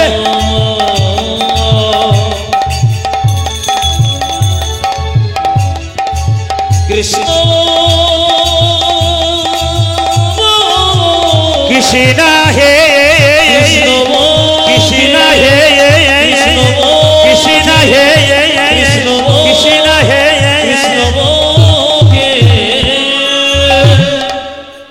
ব্রাহ্মণটার নাম ছিল সিদ্ধান্ত ঠাকুর। আমার দিকে তাকান। সুমন্ত সারথী বলল, ঠাকুর মশাই তুমি ভিক্ষা করতে পেরেছিলে? হ্যাঁ। তুমি ব্রাহ্মণ মানুষ, ভিক্ষা কেন করবে? তুমি তো ইয়ে করতে পারো, পুজো পাঠ করতে পারো। সঙ্গে সঙ্গে লোকটি কি বললো দেখুন, পুজো পাঠ করে সংসার চলে না। ওগো সারথী, তুমি আমায় ভিক্ষা তোমায় দেবো, আগে বলো তোমার বাড়িতে কে কে আছে? আমার বাড়িতে আমার 8টি ছেলে আছে। সঙ্গে সঙ্গে জেনে বলছে 8টি ছেলে আছে, দপ করে জেলে উঠলো মনের মধ্যে আসা, তাহলে অষ্টম গর্ভের সন্তান আসে। আচ্ছা আচ্ছা আচ্ছা ব্রাহ্মণ, আমি বলছিলাম কি, তুমি এত ব্যাকুল কেন? কি জন্য আমাকে বলছো ভিক্ষা দাও? আমার স্ত্রী এতক্ষণ রাস্তায় বসে আছে, কতক্ষণ আমি যাব, ছেলেগুলোর মুখে খাবার তুলে দেবে, আমায় কিছু, তোমাকে ভিক্ষা দেব না। তোমার অষ্টম গর্ভের সন্তানটা কেমন? ও মা, এত হরিভক্ত না, কৃষ্ণবর্ণের, একবারে কৃষ্ণের মতো। লোকে বলে একবারে কৃষ্ণ গো, একবারে কৃষ্ণ, তাই নাকি? আচ্ছা আচ্ছা, তোমার নাম তো সিদ্ধান্ত ঠাকুর, তোমাকে আমি ভিক্ষা করতে হবে না, তোমাকে লোকে ভিখারি বলবে না, ব্রাহ্মণকে ভিখারি বলবে না, তোমাকে সম্মান দেবে, তুমি ধনী হয়ে যাবে। একটা জিনিস তোমাকে দেবো। কি দেবে তুমি আমায়? দেখবে, তবে এসো আমার সঙ্গে। এই বলে সুমন্ত সারথী রথের দরজাটা খুলে দিল, মণিমুক্ত পরিপূর্ণ করা রথ। সঙ্গে সঙ্গে ব্রাহ্মণকে বলল, তুমি যদি অষ্টম গর্ভের সন্তান, তোমার ওই ছেলেটার নাম কি বলে, কুশধ্বজ, ওই কুশধ্বজকে যদি দান করতে পারো নরমের যজ্ঞে, আমি এগুলো সব দান করে দেবো। প্রথমে ব্রাহ্মণ চমকে গেল, তারপর মনে মনে ভাবলো 7টা ছেলে তো রয়ে যাবে, এবার একটা ছেলে জুড়ে 7টা ছেলে মানুষ হয়ে যাবে, আমাকে কেউ ভিখারি বলবে না, আমাকে সম্মান দেবে, সবাই ধনী। আনন্দে আউচ্ছালিত হয়ে গেল, লোভ হয়ে গেল প্রচন্ড। চিৎকার করে বলল, সুমন্ত সারথী, আমি কথা দিলাম নরমের যজ্ঞে আমার ছোট ছেলে কুশধ্বজকে আমি বিক্রয়ী করে দিলাম, আমি বিক্রয়ী। তুমি যেটা বলছো তোমার স্ত্রী বলতে পারবে তো? তা তো জানি না, না বলতে পারলে রাজি করব, ও রাজি হবে না, আগে তাকে রাজি করো। মায়েরা লক্ষ্য করুন, কুশধ্বজ তখন খেলা করতে গেছে, জায়গাটা লক্ষ্য করুন, কুশধ্বজ খেলা করতে গেছে। সঙ্গে সঙ্গে চিৎকার করে বলছে, কই গো ভদ্রাবতী, ভদ্রাবতী, ও ভদ্রাবতী, আমার কুশধ্বজ মনেতে আনন্দ দেখি, মুখে দেখি হাসি, দেখি হাসি, নয়নেতে ঝরে কেন তোমার এত অশ্রু রাশি?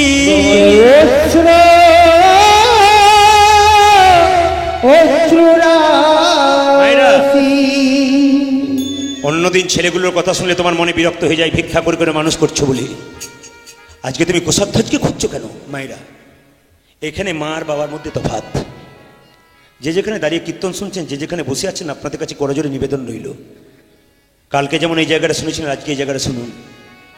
ভদ্রাবতী, আমি ধনী হয়ে যাব, আমি বড়লোক হয়ে যাব, কেউ আমাকে, দাঁড়াও দাঁড়াও, এত আনন্দের কি রয়েছে? এত আনন্দে তুমি বলবে তো কি হয়েছে? আমি আমার কুশধ্বজকে নরমের যুগকে বিক্রয় করে দিছি। কি এ তুমি কি বলেছো? আমি যে মা, আমি এ তুমি কি শোনালে স্বামী? তুমি মমতা ত্যাগ করে কঠিন হয়ে তুমি নিজের হৃদয় রতনকে বিক্রি করে দিলে। তুমি বন্দি করে রাখবো তোমায়, তবু আমার সন্তানকে চাই কুশধ্বজকে আমি বিক্রয় করে দেবো। চিৎকার করে মাকে কি করলো জানেন? ভদ্রাবতীকে তার স্বামী দরজা বন্ধ করে রেখে দিল। আর ভদ্রাবতী চিৎকার করে বলল, কুশধ্বজ তুই পালিয়ে যা বাবা, এটা শ্মশান ঘাট, এখান থেকে পালিয়ে যা, তোকে পুড়িয়ে মারবে। মা আছাড় খেয়ে পড়লো, অজ্ঞান হয়ে গেল। কুশধ্বজ ভক্ত ছেলে, ভগবানের ভক্ত, সে তখন পাঠশালায় গেছে। ছেলেরা বলছে, কুশধ্বজ তোর মন খারাপ কেন? গুরু মহাশয় বলছে, হ্যাঁ রে কুশধ্বজ তোর মন খারাপ কেন? আমি বুঝতে পেরেছি গুরুদেব, আজ আমি ভোরবেলায় স্বপ্ন দেখেছি। আমার স্বপ্ন সার্থক হবে কেন? আমার বাবা আমাকে বিক্রয় করে দিয়েছি। তুই স্বপ্ন দেখেছিস? বলে হ্যাঁ আমি স্বপ্ন দেখেছি। ছেলেগুলোকে সঙ্গে করে বলছে, শোন, আর তোদের সঙ্গে আমার দেখা হবে না। ওরে এই জীবনে তোদের সাথে আর দেখা নাহি হবে। এই মোরে মনে তোদের সাথে দেখা নাকি হবে। এই জীবনে তোদের সাথে আর দেখা নাহি হবে। তোদের সাথে আর দেখা নাহি হবে। এসো প্রাণ ভরে বাহু তুলে তারি গুণ গাবে। এসো প্রাণ ভরে বাহু তুলে দাঁড়িয়ে যাব তুলি। প্রাণ ভরে বাহু তুলে তাহার গুণ গাইবে। এসো প্রাণ ভরে বাহু তুলে তাহার গুণ গাইবে। এসো এই জীবনে তোদের সাথে আর দেখা নাহি হবে। ওরে মনে তোদের সাথে দেখা নাকি হবে। এই দেখুন, সঙ্গে সঙ্গে তার বাবা ছুটে এসছে, কুশধ্বজ আর তোকে পাঠশালায় যেতে হবে না, আমি ধনী হয়ে গেলাম, আয় আমার। জড়িয়ে ধরলো। ছেলে বলছে, ওরে আমার স্বপ্ন বোধহয় সত্যি হয়ে গেল রে, আমাকে বাবা বিক্রয় করে দিয়েছি। মাথায় হাত বোলাতে বোলাতে নিয়ে গিয়ে বললো, সমন্ত সারথী, এই দেখো আমার সেই কৃষ্ণ ভক্ত ছেলে কুশধ্বজ, একে তুমি নিয়ে যাও। মায়ের লক্ষ্য করুন, যখন নিয়ে গেল কুশধ্বজকে, তখন মাকে প্রণাম করার জন্য কুশধ্বজ বলছে, বাবা আমি চলে যাব, আমি জানি, কিন্তু আমি বাবার পিতৃসত্য পালন করবার জন্য, রাম যেমন বনে গিয়েছিল, আমি তোমার কথা রাখবার জন্য আমি চলে যাবো নরমের যুগকে, কিন্তু যাবার আগে আমার মাকে একবার প্রণাম করতে দাও। আমার মা, আর তোর সে সুযোগ পাবি না, তোর মাকে বন্দি করে রেখেছি। যখন মাকে বন্দি করে গেছে, তখন কেঁদে কেঁদে বলছে, আমি জনমের মতো বিদায় নিলাম, পনতি তব চরণে মাগো, পনতি তব চরণে। আমি জনমে মতো বিদায় নিলাম, প্রণতি তব চরণে, প্রণতি তব চরণে। মায়েরা, জনমের মতো বিদায় নিলাম, আমি চলে যাই, আমি চলে যাই। জনমের মতো বিদায় নিলাম, আমি চলে যাই, আমি চলে যাই। জনমের মতো বিদায় নিলাম, আমি চলে যাই, আমি চলে যাই। জনমের মতো বিদায় দিয়ে আমি চলে যাই, আমি চলে যাই। বিদায় জননী, বিদায় জননী, বিদায় জননী, বিদায় জননী, বিদায় জননী।